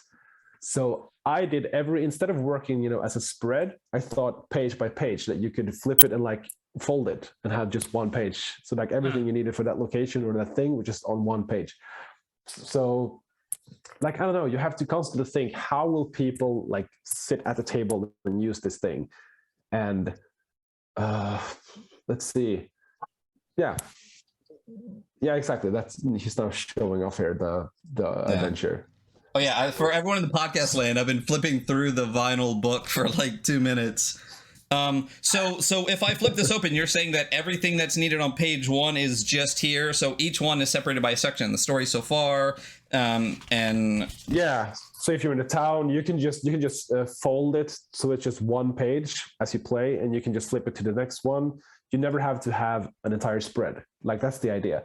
Because one of the pages is also upside down for a reason. Yeah, exactly. Because the location is actually inverted. So, and that's also that's a fun thing. The title for that page is, I can't remember what it's called, but that type of typography where you can read from both directions, and even if you flip it, you can still read it. In a way, it's kind of hard to read regardless, but it's not an anagram, is it? We know it's what is it? Hold on. I don't know what the name is, but it's like you can turn it upside down and still read it. Yeah, but it says tower like both ways when you. Yeah, exactly, and it's called like the Quiet Tower, and it says the Quiet Tower even if you flip. It does say the Quiet Tower both ways. You know what? I did not even. It's ambigram. I was close. Ambigram. Yeah, exactly. That's so sick. It's just an anecdote because it has nothing to do with usability, or in a way because you have to flip it. Yeah. But, no, yeah, absolutely. That's so cool. Like since you do have to flip it upside down, the fact that you can read it both ways is sick. That's such a cool little added bit. Super cool. Yeah, exactly. Yeah. So when you flip through the book to find a location, you can read it, and then when you flip it to use it, you can also read it. See what it. So is. funny. So, yeah, that seems like you seem like you have a really cool profession. Like you're kind of living the dream. It's fun. Do you have like you're on paternity leave right now, so I assume you have a day job outside of like what we're talking about right now. So like, what do you do like on the day to day? I mean, I'm a graphic designer at like an agency basically. Okay. So there's a bunch of communication for it's pretty standard stuff for like organizations and companies and stuff like that. But it's very similar in a way to this, but there's a lot less skulls and demons when I do it there. So here I get the chance to experiment a bit more. That's unfortunate. The whole world could use more skulls and demons right now. I agree completely. What are your coworkers at like your regular job think of like Mörk Borg and like the tabletop stuff that you do? Do you ever like I know, like I said, when I'm at work, I'll just be like, hey, I know you don't know anything about this, but I'm gonna rant about it for like 10 minutes. Is that something you find yourself doing? Or are they also kind of in the scene? No. They're not in the scene, and I'm not talking too much about it. Oh, you don't talk about it? Oh, I totally talk about it at work. Yeah. No, because I'm not saying I'm sitting on company hours doing this, but I might check an email or two. So I don't want to talk too loud about it. Gotcha. I work at a series of rock climbing gyms. Like I'm a director of the series of rock climbing gyms, and so like it's cool because rock climbers tend to be a little bit more nerdy. So like I am able to go in the office and be like, yeah, like I brought Mörk Borg in. I was like, look at this fucking book. Like look at this book, and they're like, yeah, that's pretty cool. Like we have a group that plays every Sunday night at the gym, like plays a tabletop game. Oh, that's sick. So for me, I think it's pretty normal because the rock climbing attracts people who are just hella nerdy anyway. So. No, I don't have that luxury. Skull asked a really good question about Cyborg. It's what is your most favorite source of thematic inspiration for the game? Like Blade Runner, Escape from New York, Cyberpunk, Neuromancer, like. Escape from New York. I mean, Escape from New York that's a really good reference there. Yeah, that's good. I mean, I think my biggest like artistic references are probably like Dread is a big one. The whole like not being like a super cop, but the whole like visual vibe of that movie. It's a big inspiration for me. You know, like Ghost in the Shell, Akira as well, big ones. Hotline Miami as well. And yeah, but like that kind of those kind of gritty movies, at least Dread and Hotline Miami. Hotline Miami's not a movie, but yeah, that kind of world, I think. Also, like I watched Raid the other day for like the 100th time. That too, even though that's not cyberpunk at all, but that sort of vibe. But it's also a lot about music for me. So obviously, Mörk Borg is a very musical project, and so is Cyborg. So Cyborg has his playlist, you know, and had like it's the first song on the playlist. I really liked it. It was that's a Mersbo thing. I think it's hang on, let me see if I can find it. It is Shock Treatment for Corporate Control. Yeah. It's just an industrial noise track. Fantastic song title name. It's amazing. It is funny how much of the, like, you know, we're talking about Adam Vass, who's obviously like the bass player, a lot of Dispute, and like does a lot of musically influenced stuff, but like how much music has an influence on like tabletop gaming in general. And, you know, Mörk Borg and Cyborg both have these very like musical like aspects to them. In what point in developing the like imagery or the feel of the game do you start pulling in music as an inspiration? From day one, the start. I mean, I can't work without music. I need to have it to sort of, you know, what I listen to, that's what ends up on the page in a way. So I need to get into the right mood to get, you know, I think what we were talking about like vibe earlier. I think that's very important. I think that's kind of my method, just sort of like get a sense of a vibe onto a page and the stuff I write. And that comes from the music. So you know, when I work on, I don't know, Into the Odd was an exception for that actually, because I didn't have an Into the Odd playlist because I wouldn't know what the hell that would have been. But when I work with like Cyborg, you know, I need to listen to industrial noise or, you know, hip hop or crust punk or whatever, just to get into the right mood.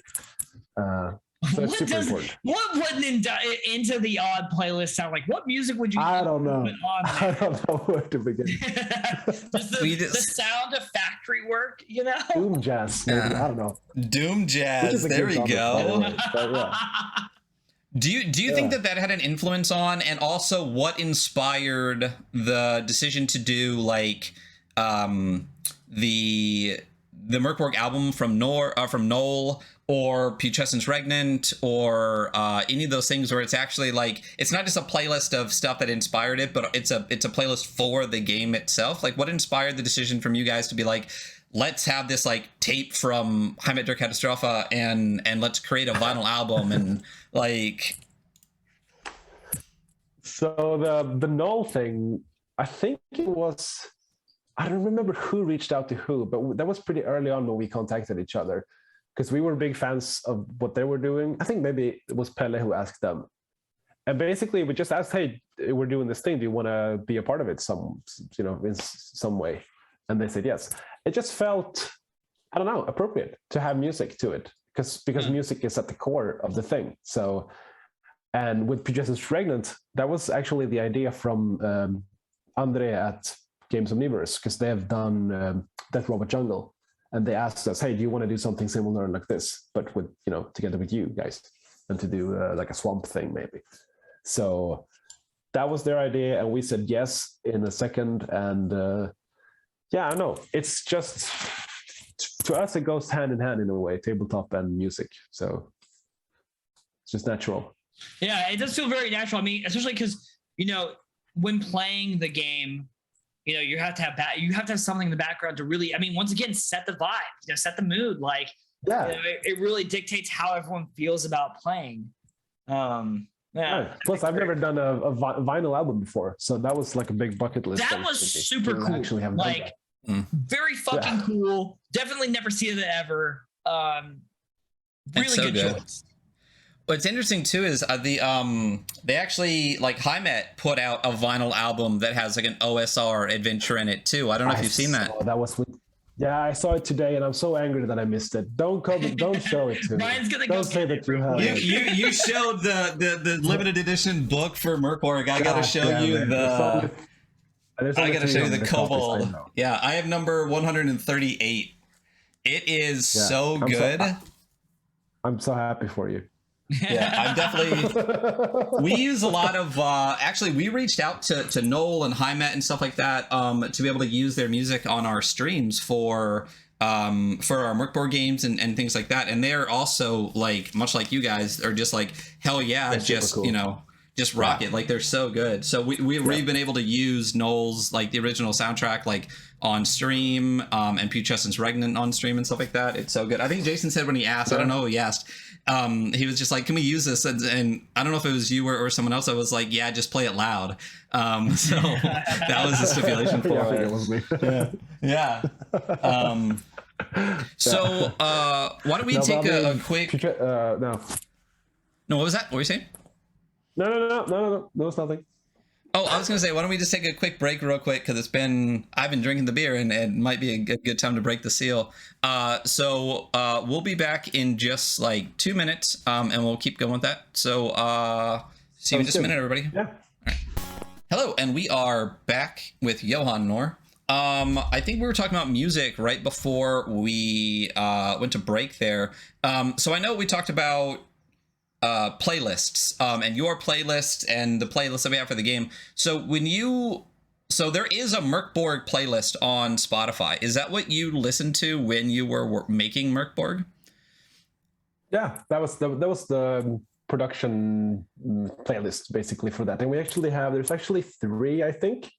So there's one for the core book and there's one for each, like Feretory and Heretic, that we can sort of release to like this is where we're at musically in this thing. And it's the same with Cyborg. And I mean, obviously we'll listen to more bands than just that when we're doing it, but that was sort of the concoction to get it together for that book. So, and it's also like kind of how the art in the book gives you an understanding of how you want, like what mind space you should be in when you play it.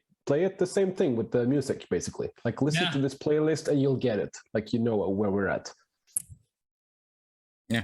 Absolutely. I mean, you have to. And I know that we talked about it before too with like Adam Vass, where like I know Adam Vass does a lot of like more emotional games. Like they pick like a theme or something like that. But they also do a ton of like music games. There's literally Whoa. I'm so sorry. You're saying that the bass player for Law Dispute has some emo tendencies? Sorry, you're blowing my mind here, guys. Sorry, keep going. Dude, the number of games that are about like traveling in a car or about a band or about both at the same time. Like I Need You So Much Closer is like a car riding hex crawl like Death Cab for Cutie game.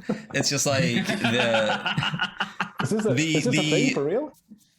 Yeah, absolutely. Yeah. Oh, that's awesome. No, what's up?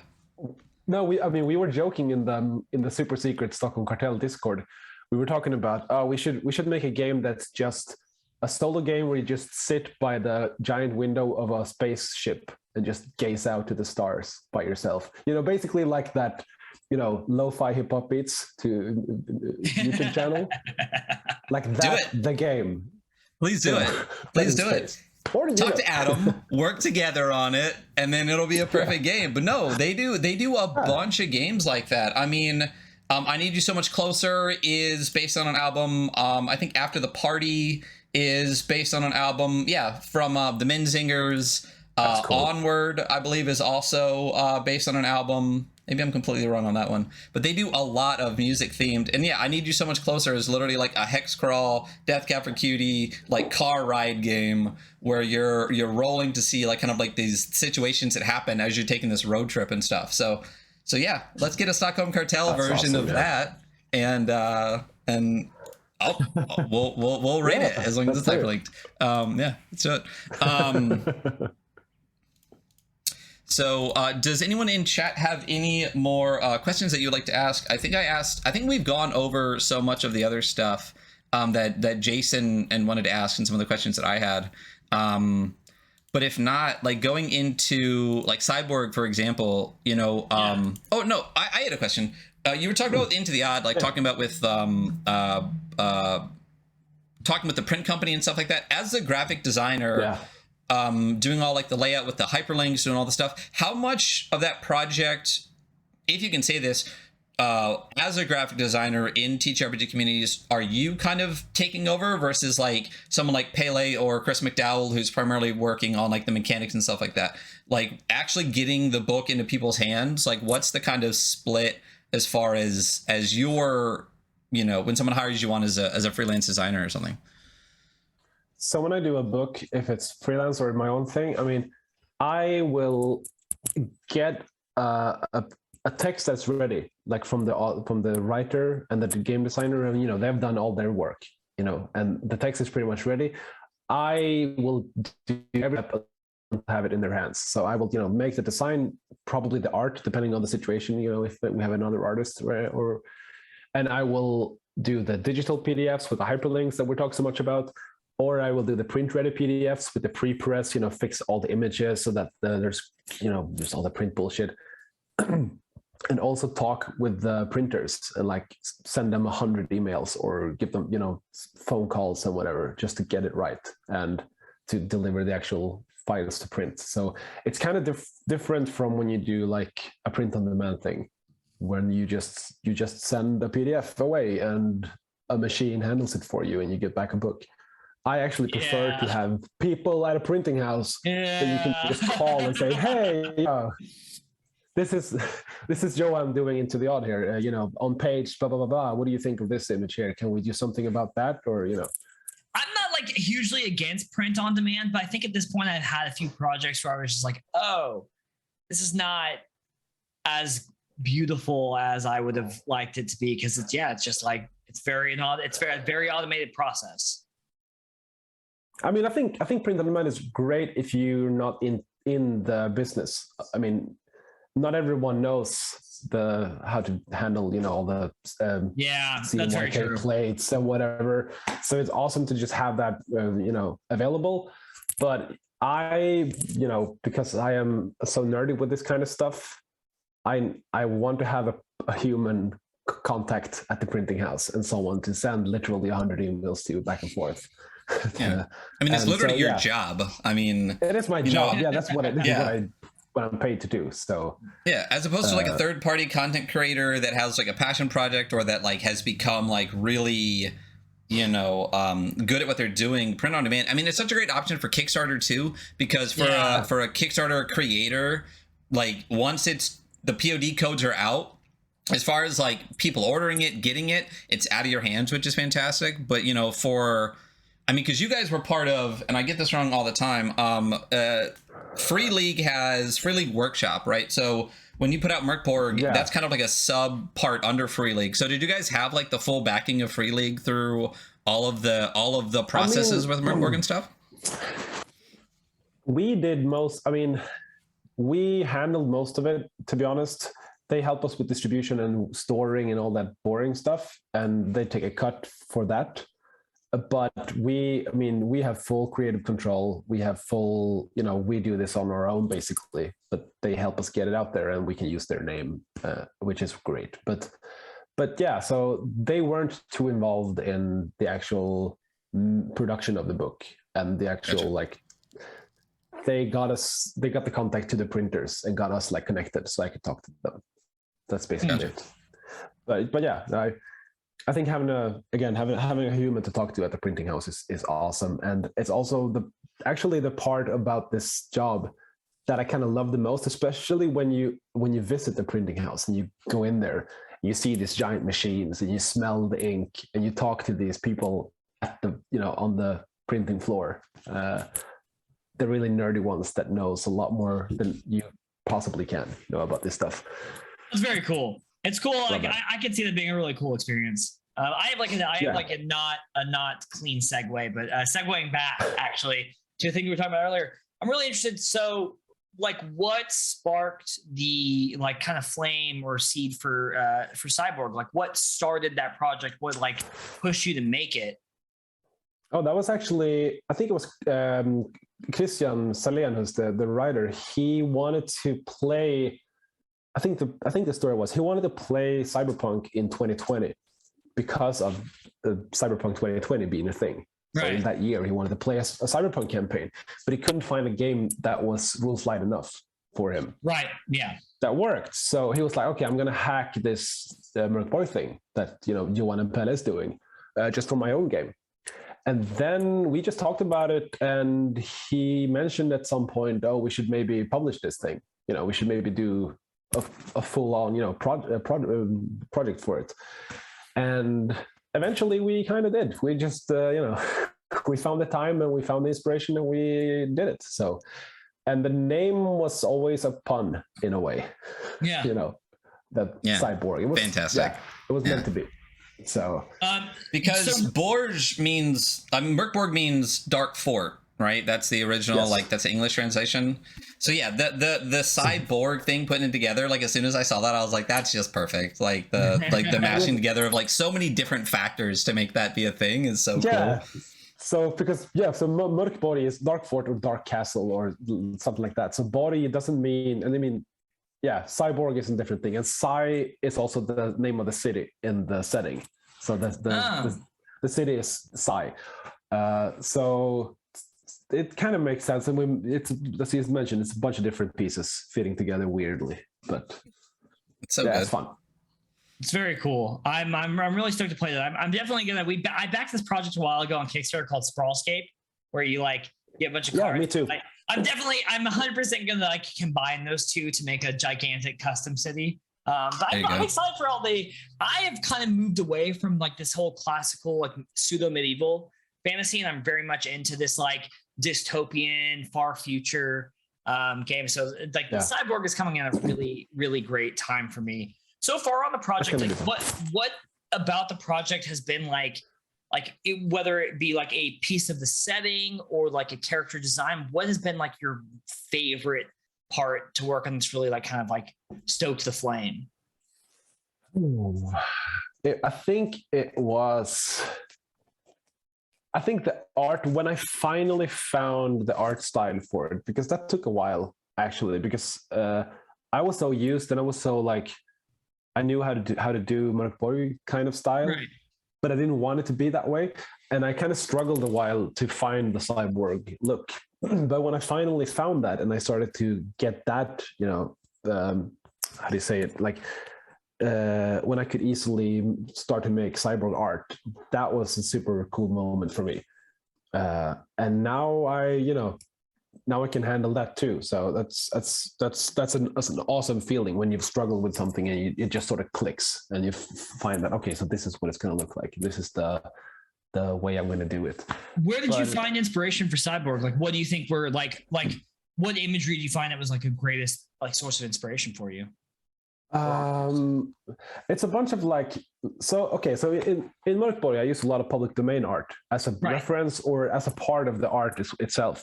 But because that has a lot of medieval and Renaissance art and everything, but I couldn't do that for Cyborg because I didn't want it to, it's modern, so I can't use that. So instead I had to go to stock photos and that kind of stuff, which is really usually frowned upon because it's usually quite bad.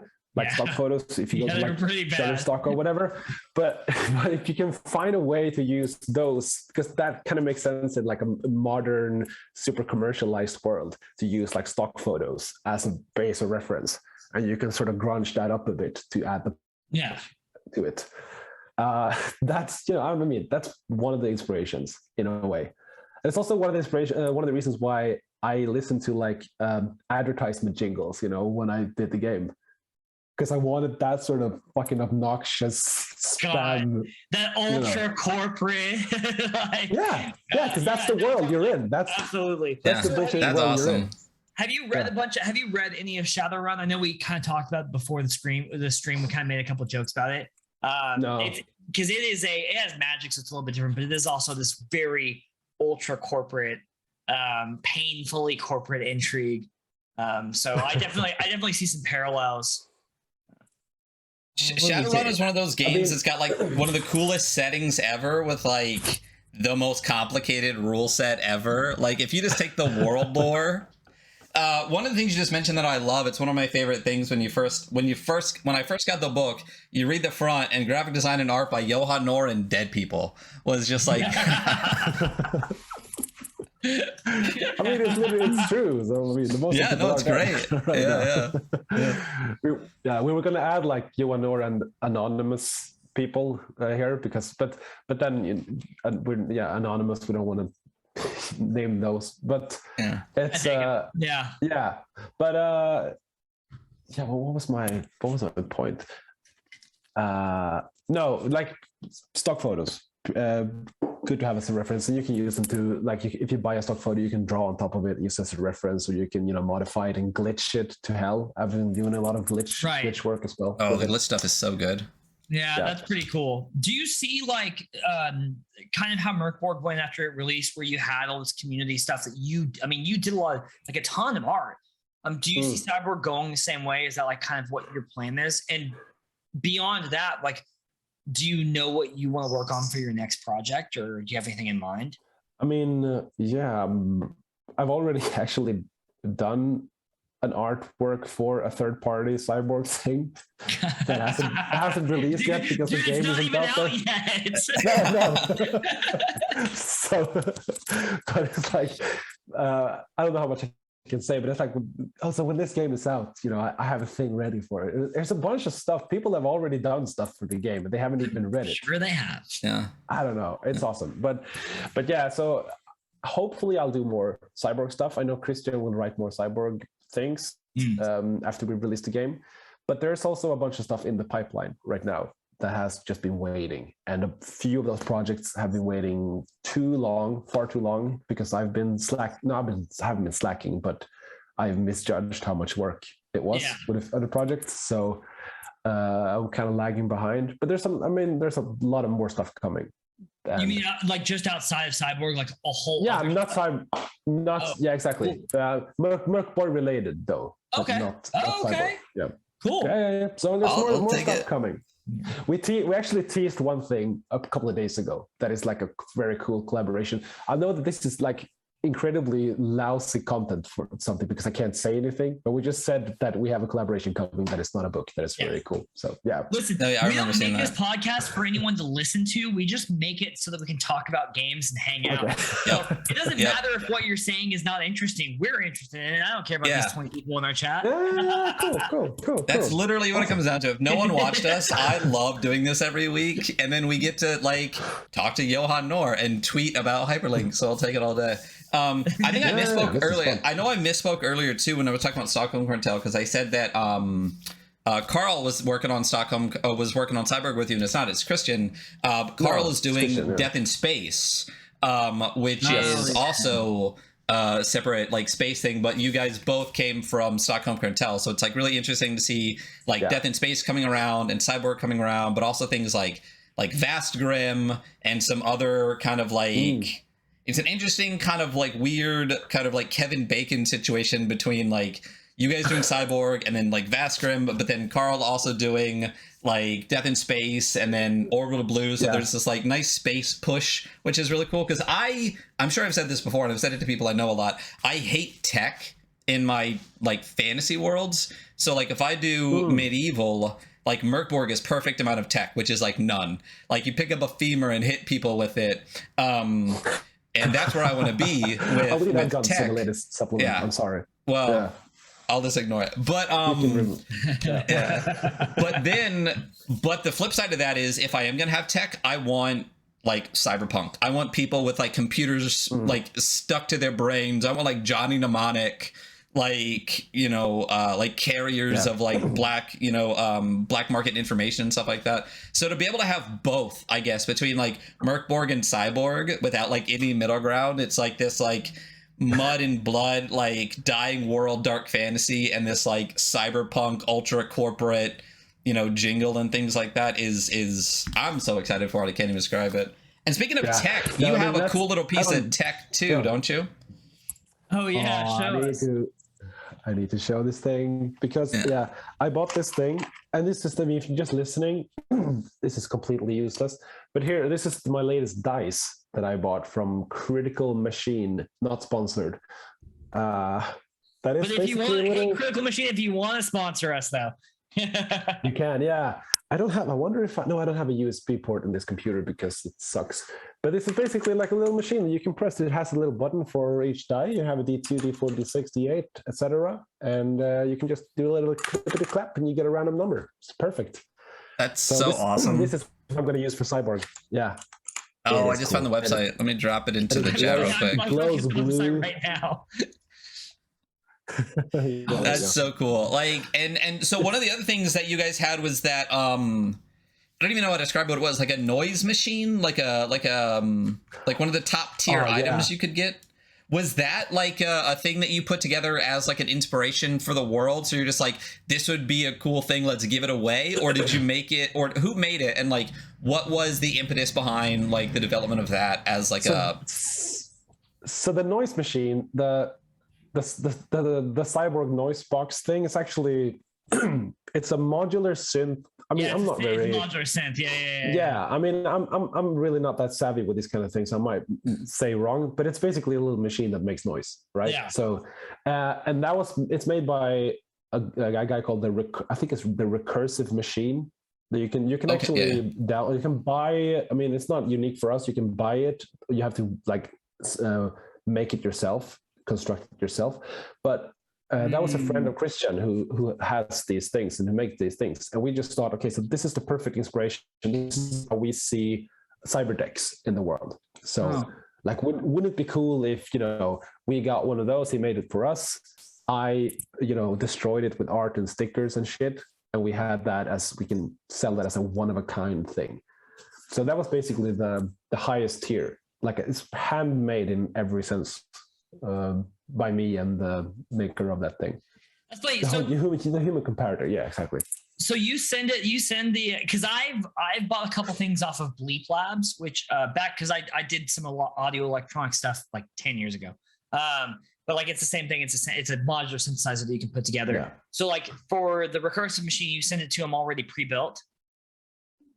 Yeah, and so you have building it is the best part, man. Yeah, I mean, I think you have to build it. I think you can buy like the schematics or something, or the parts. I don't know really, and you have to like make it yourself. But this one is built by him. So and then that's pretty cool. But it looks super cool. And I was like, do I want a new synthesizer noise machine? Like, do I want to spend that much money? And it's so much fun. I think that was the question.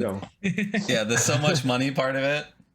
Because here's the thing, when you look at what is, and I hate mispronouncing things like that, Swedish currency, for us it says SEK when we look at the page. Kroner. Yeah. Kroner, okay. It's interesting because, again, that's a Swedish thing for how kroner gets to be SEK. Because I just say SEK, and I'm like, that's so wrong, but it's what it says, so I'll say SEK is probably good. I think it's because SE is like the abbreviation for Sweden, and then K for kroner, which is crown. See, look at that. I don't know. Figuring out. So this is loud. Learn something on the podcast, guys. Exactly. Yeah. Exactly. But I look at that and I'm like, that's probably fine in USD, right? I'll back it. And then eventually I'll like go over to Google and be like, what is this SEK in USD? And be like, oh no. Oh no. So what you mean for the book or for the actual, the noise machine? For everything that you guys do basically. But I know the noise machine was like the highest tier. That was like a one of a kind like piece of like, that was like the highest tier thing. Yeah, exactly. So, and that price was, I think maybe it was a bit low. I don't know, because it was the parts and the building and me spending like 3 or 4 nights smashing it with art and everything. But I had so much fun like destroying that thing. So it still works though, by the way. You don't have to worry. I think. I definitely can't wait because I feel like a lot of these projects are all going to drop at the same time between Cyborg, like I said, between Death in Space. I know Adam Bass's Cyber Metal kind of gives me a similar vibe of that like corporate drone thing that looks so good. I'm really hoping to get a bunch of that and then basically just have like a whole year of just this like, and then Mothership too, of just like space, like these like corporate entities or cyberpunk or fucking Hull Breach, man. Yeah, there's so much content coming out this year that's really weirdly in line. I guess we're all growing tired of our corporate overlords. Is that what's going on? Like, it's very contemporary now. Yeah. Very cathartic to write this kind of stuff. It's so funny because I don't know if you've seen that, but on the Mörk Borg Discord, there's a channel now which there's just a bunch of ads from Cyborg. So there's like in the Cyborg section of the Mörk Borg Discord, it's just people posting just ads, just spam that you see in the world. Yeah, and I have not seen that. Yeah, it's so much fun to just go in there. You just write your cyberpunk ad thing, and it's just spam about anything. Oh my gosh, that's so cool. I love when you guys do the updates to the project, and at the end of every one, it has like a new like corporate entity or like anti-corporate entity or whatever. There's so much like to get them on a world building and like an update too. Every time an update drops, I'm like fucking more excited for this project, and I can't. What's the estimated delivery date? Like estimated for when it's actually gonna like PDF for be in hands? I think it's June or something, or July, and that's I hope that we'll be able to deliver it sooner. But that's basically us saying, okay, we know the pandemic is fucking everything up with shipping and everything. So we just said it's going to be late. It's going to be summer probably because we don't want to have it delayed. Yeah. Hopefully it'll be sooner than that. I don't know. Because everything else, this year has been such a nightmare logistically. We like Heretic having so many problems with the delivery and everything. And Putrescence and Dragons, I think that was supposed to be delivered in like April or something, and that was like a couple of months ago delivered. So yeah, it's there's so many delays, which is super stressful because even though people understand that there's delay, you still have that sense of I want to deliver this to people because I made a promise. I said that we're going to deliver by this month, and I want to deliver by this month. So yeah, that's gonna be hard. I mean, at the same time, it's just like it's hard because like also it's kind of like it's kind of work, and you're like, I just want to get this project done. Like this project's supposed to be done right now. I really want to get this project done, and you have people waiting on you. But I think for the most part, like people in the tabletop RPG community, except that one guy who commented on the Chris Bissett post, like are pretty patient and like understanding. I mean, like I think going back looking like at Orbital Blues, right, that just shipped. Like I'm pretty sure that one was postponed for like quite a bit because like, dude, shipping this past year is like it's a nightmare. I mean, I'm not expecting anything on time. Say one project that isn't delayed, like everything is delayed because I can't even imagine running a Kickstarter or a project right now that actually has, or even like the ones that were before the pandemic hit that we're supposed to deliver, and it's just like we are trying and like we can't get paper, we can't get cardboard, and even if we did, it's sitting on a shipping container with 50 shipping containers in front of it. And I know to LA a lot, or to America, a lot of stuff goes to the LA ports and stuff like that, and those were backed up super hard for like a long time.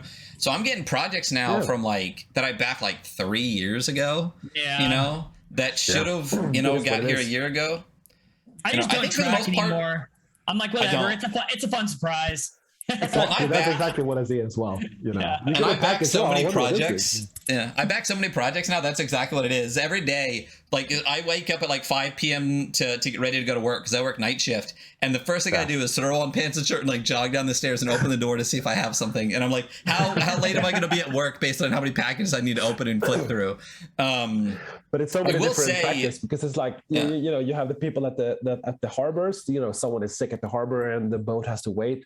But now it's all the way down to like the actual manufacturer of the paper, because that was the latest word from Into the Odd. They said like, okay, there might be some delay here because the printer said this to us. There might be some delay because the paper manufacturer, they're struggling to meet their deadlines. We don't have any fucking paper to make the book out of. That's crazy. Of the pandemic. Well, yeah, because originally it was just a lot of stuff like with the shipping issue, getting stuff from like China or overseas was the issue. Yeah. So a lot of people were being like, well, we're just going to do print on demand because, we don't need to worry necessarily about getting these giant, pallets of books and stuff from here to there. But now even print on demand is like, there's like a 12-week delay because we don't have paper. So it's literally going all the way through. There's a cardboard shortage worldwide, so there's no box to put your books in. And as a creator, you just sit there and you're like, I've been sweating for my deadlines, you know? And now it's like, what can I do? Like I'm sitting here on the other side of the world and I'm just reading this and at a certain point you just can't do anything, you know? You a certain point you can't do anything. Yeah, I know, but I want the people to have their stuff that they bought. Yeah, so I don't know. And we want it. Listen, I like you said, I think most people are. I mean, I don't know. I guess it depends on the project too, because I've read through. Anytime I get an update, I love to just go to the comments from like any project I back. And I'll say for the most part, people are okay. But I will say that on one or two projects, like I've dropped some comments where I'm just like, honestly, guys, like honestly, one of my biggest peeves in projects like that, especially, is like not getting updates. And then like 8 months later, getting an update that's like, sorry, I haven't updated. Here's like 18 excuses. And that's the entire update. And I'm like, I don't care. Even if you just say like, hey, nothing's moved, but you've heard from us, give me that at least. You know what I mean? That's all you need. Here. Yeah, exactly. That's a reasonable expectation. Yeah. It's the exact same thought process of like, if you as a kid do something wrong, it's worse to lie about it than to just fess up and get in trouble for that. If you have a project, it's better to say there's been no progress, here's an update, than to say nothing for 8 months, because people are more pissed off that you didn't say anything than if you would have said like nothing's being done because X, Y, and Z, you know? Yeah, Chris Bissett, why didn't you update us faster? Hit that red bar. No, we are big Luther Room fans here, so we love you. That's funny because we did not talk about that on stream, but for those of you who don't know what we're talking about, there is a project called is it Down in Yungardi? Is that what it's Down called? in Yungardi. Yeah, it's a Troika solo game book. It's a Troika solo gameplay. It was very not expensive. It's very cool. We're all very excited. It's not due till June. And Chris Bissett did this update where he's like, hey, please just don't hit this, ask for an update. I do an update at the end of every month, and I will do this one at the end of the month. And this guy comments on it, and he just goes off on this insane tangent that was so crazy. I sent it to my mom because I was like, look at this asshole. So that's what we're joking about. Yeah. So okay, hang on. I was just looking to see when we posted the last update for Cyborg Whimper. I think we're in the clear here. So no, you guys do regular long updates with these, like I said, with this awesome world building graphics on it and stuff like that. You guys are good. We're very happy with all of that. Like, listen, I love the world that the three of us and everyone on this chat is a part of. Like, I really do enjoy it. I enjoy the community. I enjoy the games that we play, the experiences that we have. But at the end of the day, it is a game. I am never, ever going to full bore panic over something I gave $40 for on Kickstarter that is pushed back, because at the end of the day, it is 100% a game. And I was just backing at this point, I'm mostly just backing creators that personally I watch and I like. But I'm just never going to throw a fit about it being pushed back ever. Because you know what? Like, I have a car that I have to put money into. Like, I have to feed my pets and myself, and I have a job. I have a whole life. You know, like, I don't need to where the hell is this game, dude? I'm waiting on this. That's my toy that I bought. No, exactly. No. I spent $20. I'm part of this. Yeah. Well, that's the other thing about Kickstarter that a lot of people forget a lot of the time is it's not a marketplace. And they even have this giant banner at the end now where it's like you're not you're a consumer of this product, right? But you're an investor in a project, and your investment hopefully gets the project created. And for your investment, you get a reward, basically. That's the whole concept. But too many people think it's like a store, and it's like, I placed my order, there was a due date on. I'm like, this isn't fucking Amazon. No, you're an investor. You're not just Walmart. Chill out. Yeah. So anyway, so don't be an asshole to creators on Kickstarter. They're most likely doing their best. They're just, and we're not, and once again, we're not interacting with these major corporations. Like, we're interacting with these small content creators who are making a custom product for you that have a whole life. Be a human. Take 3 minutes, be a fucking person about it. Actually didn't ask you this. Johan, have you looked at Merger? Because we were talking about corporate overlords and stuff. Merger just released, which was a project on Kickstarter by... Never heard of it. Oh, it's it's a single player game about like navigating corporate intrigue, but all the corporations are like Lovecraftian, Eldritch horrors. Oh, that sounds cool. It is very cool. It's very fun. It's pretty sick. It's pretty compact and short. And it's by Not Writing Games. Is that what his is? It's a Blades in the Dark base. It's pretty cool. Literally the entire corporate building is just an Eldritch horror, and you realize as an employee that you've been working for it the entire time, and that all corporations across the world are actually just like controlled by Eldritch horrors. So it's interesting. Yeah, that's cool. It's Michael Elliott, who is at Not Writing Games on everything. It's pretty sweet. I need to get into it. It's a really funny concept. Yeah. Another be a Mörk Borg. Hang on, let's see. There you go. Okay. Another bit of stalker stuff, I guess. I do like as a person, I follow you on Kickstarter. There's only like 2 or 3 people like I follow because it tells you what they back. Because between you and Philip Reed, I get so many things where I'm like, holy shit, that looks like such a cool project. I'm gonna go back it now. Because you guys find such cool, interesting things to find that I guess is just not in my Kickstarter algorithm. So I definitely follow you on Kickstarter. I think lately I've been mostly backing Mörk Borg stuff. Yeah. Oh yeah. Like you back like every, like you and Philip Reed back like everything. Well, Johan, so is Ryan. You know.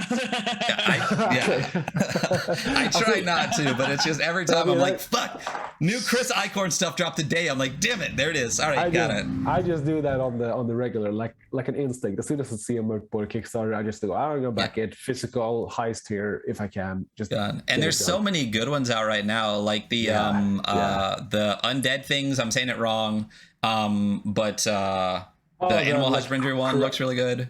It's like a crafting thing that you can create stuff from corpses. That one looks cool. And there's also what was that called? Regicide, which is an expansion for the third party content from Forbidden Psalm. The fourth party content. Yeah. Fourth party content. Yeah. There's pushing the limits here at Mörk Borg Corporation. There you go. New Year Studios is dropping all of the item cards and stuff like that with all of that stuff too. So Mörk Borg definitely went mid-January, like too many projects dropped and I'm like, God damn it, I'm broke. So yeah, a lot of stuff going into it. So I mean, we love doing the Kickstart the podcast thing in the beginning. I think it's really interesting to see a lot of the projects and like, you know, especially as projects are starting to move away from Kickstarter, because I know Adam Bass's Cyber Metal is on GameFound instead. I know there's some people in the TTRPG Twitter community that are looking at like Indiegogo, and there's been all sorts of back and forth about that. Because I mean, we don't need to get into it here, but as well.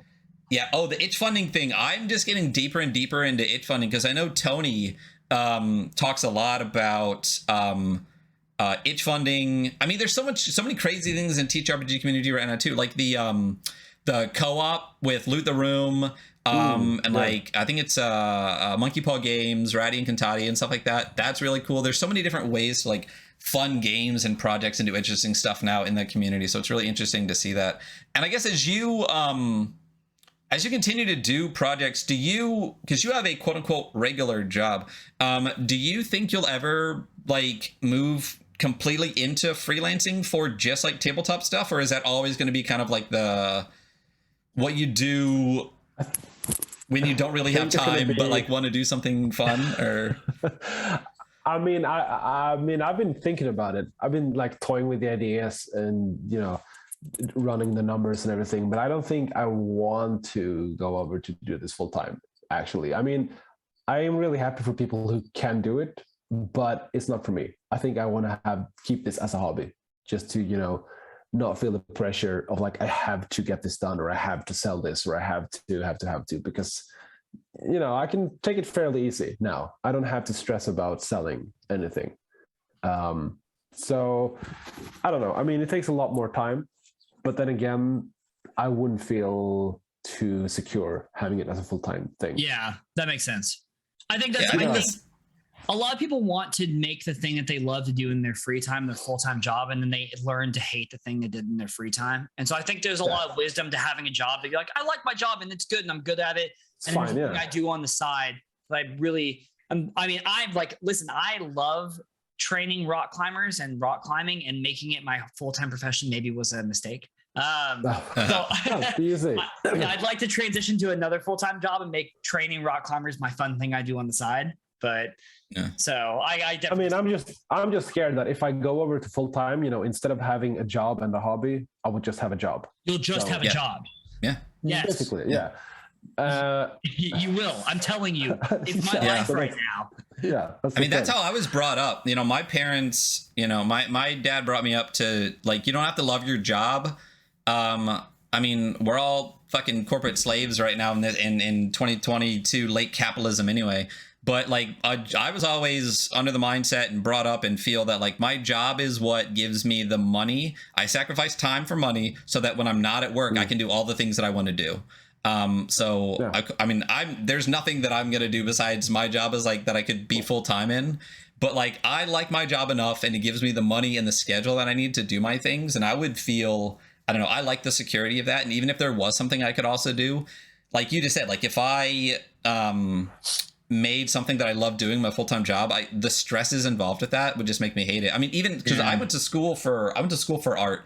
I was going to be I wanted to be an art teacher because I was like, I love this and I want other people to love it too, so let me teach it to them. And like 2 years of school and I completely dropped out of the art program and barely draw anymore. It crushed every desire I ever had to like do art or draw or anything. Anytime I like pick it up again, I'm like, cool, this is fun for like a month. Then I'm like, nope. This was murdered in my teens. Like I can't do it anymore. So it's just, you have to think about it in different ways as well. Because when you create something, then it has to be marketable and it has to sell and it has to be done in a certain, on a deadline. And it's so much more stressful. And it's so like, it's a different kind of creativity, I think. I mean, at least I would see it that way. So now, well, also when you're freelancing, you can. Do you think that you would be able to be more picky, and do you think you're able to be more picky and choosy with the things you do now because this is just a side thing? Yeah, absolutely. I mean, I can turn down a bunch of projects. I wouldn't be able to do that if I had this as my full-time job. Because then I would think of all the things that I need to pay for. I have the car and I have the dog and I have the kids and not in that particular order, but it's it would be a different thing. Another just like, no, what was that? No, but it also means like right now I have pretty much 3 jobs. So right, I have my full-time job, I have Mörk Borg, and I have the freelance things. So we'll see. Another terrible segue because that is what it is. A question that that I had thought of and then wrote down so I didn't forget it was Stockholm Kartell and like Mörk Borg and everything kind of grew up out of like the Swedish RPG OSR community. How do you feel that? Do you feel like there's something different about the Swedish like RPG and OSR community versus like the US or other parts of Europe or things like that? Do you feel like there's because of Sweden or anything specific to like your locale or region, do you feel like it's different, or do you feel like, because like for me, Free League, and maybe this is just me as just a consumer, I love Free League. I think that they do a really good job. I think they're that whole vibe that you guys even have of like more community versus like a lot of the corporate entities over here with like RPG and gaming, I feel like they feel more for their consumers. Do you feel like that's true? Do you feel like that's part of just the Swedish RPG community, or do you feel like it's just the group of people you've associated with? I think there's a bunch of differences actually, and some was kind of shocking when I got into the international scene, or the Anglosphere scene, maybe I should say. I mean, it's very different because Sweden has a long tradition of role-playing games back to the 80s, and we've been doing it our way for a long time, and then some of the Swedish games got more internationally, viable. And there is a small but very vibrant scene here in Sweden, and pretty much every designer knows everyone here. So, like, if you ever see a game by a Swedish designer, every Swedish designer will know that person. So, but I don't know. It's like because everyone knows everyone, the climate is a bit different, I think, because it's so smaller than it is internationally. So I don't know. It's just I was kind of shocked, at least when I got into Twitter here, that the whole tone is a bit different. Yeah. I think in Sweden we are very collaborative and we are very supportive of each other. And even though we have our arguments and our fights, the next day we're still collaborating. And it's not exactly the same thing internationally. So yeah, that's fair. That was a big like wow for me. Like, okay, yeah, so Twitter's a little contentious too. Like there's a lot of lines being drawn in the sand, and then people not ever working with people ever again or communicating with them. So and it's there's so many more people from so many more different places and experiences and everything. So Sweden is a bit more, it's so much smaller. So it's like you realize when you go out into the big world, like, oh shit. Yeah, I live in a state where you can drive for 12 hours from one end to the other. So Yeah, exactly. Same. Same. Two biggest continental United States in the. So those were words that I tried to make. They were really close to words. Yeah. No, but there's a lot of the Swedish scene. To continue, it's a lot of fun happening, and I feel like there's some kind of an explosion right now in Sweden where there's a bunch of games being released and there's a bunch of stuff happening, and I think there's just more coming because I see a lot of a lot of like small designers in Sweden. Like there hasn't really publish anything big yet, are working on cool projects, and it's just it's super exciting to see. So that's really cool. It's really interesting because I guess we're so US centric. It's cool to talk to somebody who's you're from Sweden and you have like a whole other community, and it's cool to know that there's like a budding community, because I follow people from like South America who are also there's like this budding like Latin American TTRPG community. I'm like, that's fucking awesome. Like what a cool and that all of us get to enjoy this culture share. But release some of the Swedish games in English, bro. Yeah, seriously. And I actually thought about that not too long ago. Like I would love to see more like dip my toes into more like small like these local scenes, just to see like what's happening in other countries, and not translated to English. Like I would like it to be in original language, but I would somehow be able to read it. I don't know, because there's so much fun stuff happening, so many games that are so awesome that it's only released in Swedish that would lose their magic in a way if they release it in English. Well, there's a lot of context language. When you switch languages. So, and I'm sure that there is exactly the same situation in every country. And I don't know if there's any way to experience that.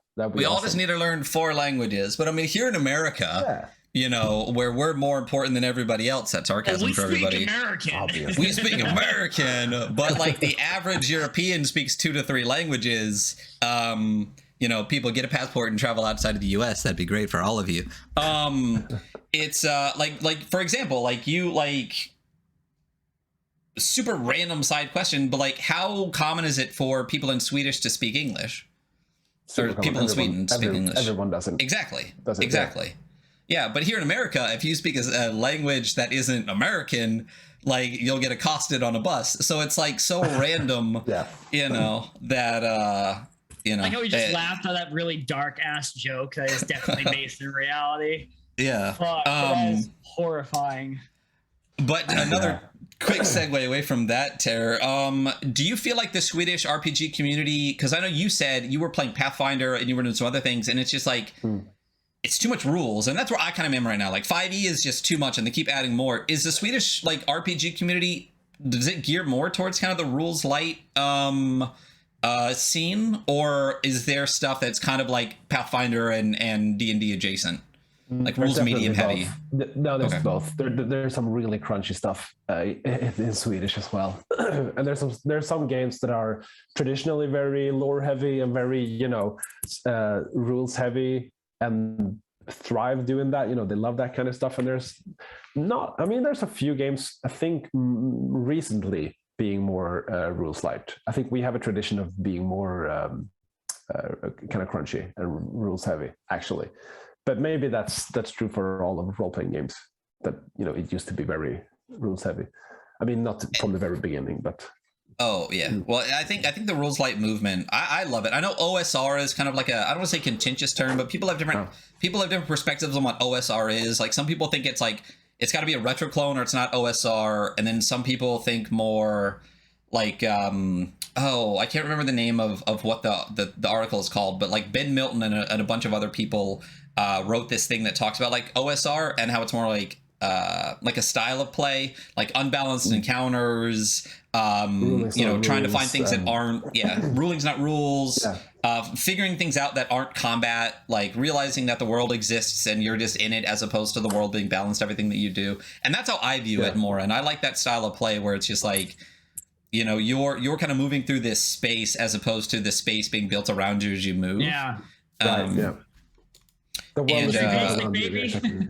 Oh my fucking god, I love Victory Basics so much. But I guess one of the last questions I wanted to ask was, do you, like, Mörk Borg obviously blew up like the world as far as the TTRPG community goes. Do you feel like the Swedish RPG community, have they like embraced that a ton? Are you guys well known because you said it's so small? Like, do you feel like it's influenced anything? Do you see things in Sweden now as much as like Kickstarter that are like Mörk Borg influenced because of, like, have you guys affected the scene over there? Like a lot, like noticeably? No, I would say no. I mean, I don't think we got any more known because it's so small that everyone always known everyone else. So it's not like, oh, what are these guys doing this cool? It's more like, okay, so Johan and Pelle is doing this weird stuff now.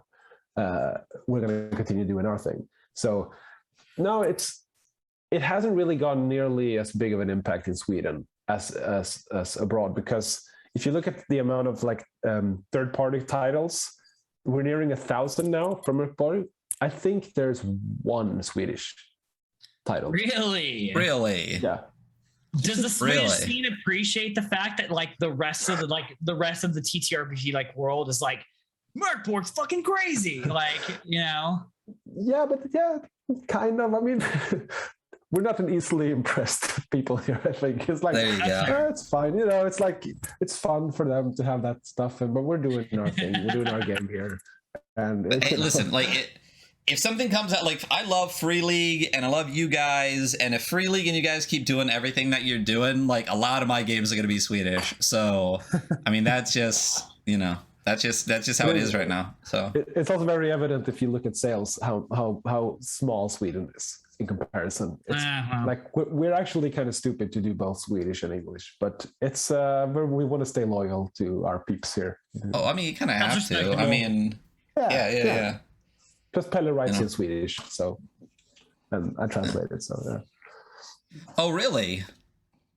That's kind of how it works, yeah. He writes it in Swedish, and then I usually do a rough translation, and then we send it to an editor, to like a native English editor who does it properly, who like takes my Swinglish and does it. So the text actually moves through a bunch of different hands before it's released. Because I know in an original in an older interview, I think it was even with maybe like a Free League, you guys, I know Pele was talking about there was like 30 or 40 different iterations of Mörk Borg before it ever got close to print.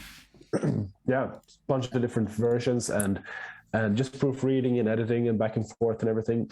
And there's actually a bunch of differences between the two versions, the Swedish and the English ones. The whole tone and the whole vibe is kind of different in the Swedish than in the English, because of how the language is what kind of words you use and So I think Pelle's Swedish is more harsh and a bit less tongue-in-cheek than the English one. So interesting. Yeah, it's kind of, it's very hard to describe because he writes in a very peculiar way as well that is very hard to translate into English. That is, even for a Swede, the way he writes is kind of like someone, I don't know, it's as someone wrote in English and then translated it automatically to Swedish, because he uses some words in a very weird way. But yeah, it's a very odd language that he uses, but it works. That sounds awesome. Yeah, it works. But it's hard to translate. Yeah. Huh. So yeah. That's awesome. And that's the issue. Like if we ever were to translate Barkhexan, that's very much like that. The first game that we did, because the language is so peculiar. So do you think you would lose a lot in translation? Yeah, we'd have to work with it. We'd have to find its own sort of style and its own vibe, and not try to mimic it too much, because yeah, that was our philosophy, at least with Mörk Borg. It's like we won't try to do exactly this. We're gonna have to find its own thing in English. Yeah. And its own thing is so good. I love, there's I mean, people, like you said, there's like 1,000 third-party content pieces, but there's a couple that always like stand out that you have to look at. And like I said, for us, I know anything Philip Reed does, it's Mörk Borg. I'm going to jump on right away. Anything Chris Eichhorn does, it's Mörk Borg does right away. Because I feel like they get it. And I've read some other people's stuff where they're like, I feel like they almost got it. Like, but it's hard to find that kind of mix of like dark and harsh and gonzo that's so perfectly balanced. Yeah, it's so perfectly balanced in Mörk Borg, and sometimes it's like too much of one or too much of the other. Yeah, that it like it's good, but it might not hit that Mörk Borg like balance just right.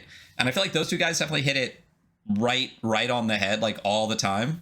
But that's one of the things that drew me to it. Yeah, it's a lot of balance to it, because if you do it too much humor, it loses some of the tone. And if it's just edgy and just horrible, then it becomes, a different game. So yeah, I mean, like the art from dead people, or picking your nose so much it bleeds, or ripping a page out and throwing ripping a page out and throwing a knife at it, or burning the book when you're done with it. And what's crazy is everyone will do those things. There are people out there that rip that page out and throw a knife at it, and people out there that hit all 7 miseries and burn their book. Like, you can look up videos on YouTube. I mean, like the tongue-in-cheek dark humor. Yeah. It's I mean, I don't know. That's also a lesson for aspiring role-playing game, designers. Have fun when you do it, and don't take it too seriously, because we had a blast doing these things. You can probably tell by the way we write things. And you need to have fun. And God, picking your nose so bad it bleeds, man. That was like, I don't know why, but that was still, that to this day, that one part, because when me and my group at the gym played our Mörk Borg run, I made them roll for everything. I didn't let them choose anything, and so one of them got that, and I'm like, oh, fucking. So like, there was so much of that in the game. Oh man, there's so much blood everywhere. It makes me a little sick to my stomach, honestly. Yeah, it's terrible. We had a character Ducky. He played a pale one, and that was one of the things that he rolled, because we're on like what amounts to like our 5th arc, I think, of Mörk Borg, right? We've done like 17 sessions. We did Graves That's Wanting. Jason wrote up a murder dungeon called Afterborth, where we would be birthed from this like creature every time we died. So we just like died and died and died. It was really cool. That's awesome. We started Masticator Gate. So we're like an arc into Masticator Gate. And we're doing a side quest right now for Putrescence Regnant. So that's all on, our VODs and on our YouTube channel for all that. And I'll tell you right now, of all the things we've done on the Adventure Archive, the Mörk Borg views like dwarf everything else we've done. People love looking up the actual plays from Mörk Borg and stuff like that. So yeah, it's huge, and we're super excited to do Putrescence Regnant too. We just started our first session on Thursday, so that's really, really fun. And we haven't seen anyone else working on that. So I mean, with a voice like Jason's running it, how could you not listen?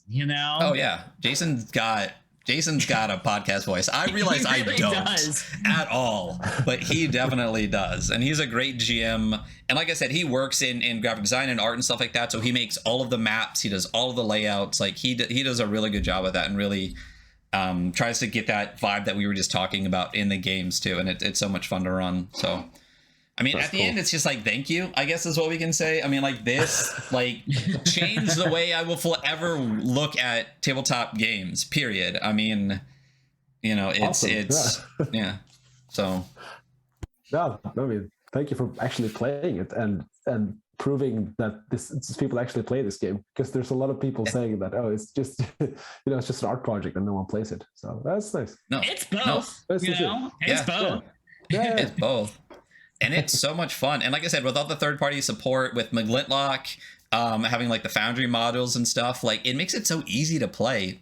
Easy for me to play. I'm sure it's a lot harder for Jason to like build all the maps and run all of it and stuff like that. But I mean, it's been such a great time, and such a nice transition from like 5e into a game that's just fun. Yeah. So and brutal. Yeah, cool. Fun and brutal. Yeah. I remember. The very first time we ran it, this was before we ever thought about streaming, Jason ran Rot Black Sludge, and I had rolled up this character, and I did not take a single point of damage for the entire adventure. And then in one of the very last rooms, this giant white fucking worm came out. I was in full armor. I failed like my first check to not get swallowed, and after taking 0 damage for the entire adventure, I was insta-killed. I was still butthurt to this day. I'll die butthurt about the fucking white worm in that. So yeah, swallowed by a giant intestine-like worm. Yeah, from one save with like 10 hit points or something. Boom, done. So yeah. So shit happens. It does. It does. So do you have any other questions you want to ask, Hunter? Or does chat have any other questions? No, Johan, thanks so much for coming on the show, man. Like, it was Seriously. really good to just hang out with you and drink a beer and, you know, and interact with another member of this, like, really great community that we, you know, talk at these podcasts. Yeah. This was so much fun. Yeah. We tweet at everything. Hey, listen, if you want to come back after Cyborg drops, or if you ever want to play a game, you know, you can always hit us up. We are here. You know where we are. We're always down for that. We tweet like I just said, we tweet at you all the time. Super happy to have you on after Cyborg again. Just let us know. Yeah, sure. But yeah, seriously, I honestly like. I've had the pleasure a couple of times of meeting, like, I guess my heroes in the TTRPG community. Source of Victory is my favorite creator and one of my good friends now, which was just amazing to meet him. And then having you come on, like, Mörk Borg is like, I mean, our like favorite games for like a long time right now. For you to be so like gracious, like awesome as part of the community, and like the whole reason this came about is you were just like, hey, I think podcasts would be fun, let's do more of those. And Hunter was just like, how about ours? And you're like, sure, why the fuck not? Okay, I was like, I'm replying to this right now. Yeah.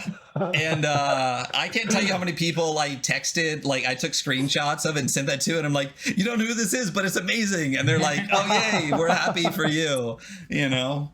Like my wife specifically, she's like, oh, that's that game you guys play, right? I'm like, yes. And the reason it looks like that is this guy. And she's like, oh, cool. That's cool. Good job. Yeah. So, but yeah, I'll be forever excited and grateful for this experience. It's been awesome to meet you and to play your game and stuff. So again, like he just said, thank you so much for being here and for all the stuff you've been doing. So yeah, thank you for inviting me. I had a blast here. Super fun. So awesome. Cool. All right. So it looks like Tony is still going on Hull Breach over on Tony +1. So I think we're gonna raid the stream into that. Yeah. Next week we will be talking about. Do we decide on that?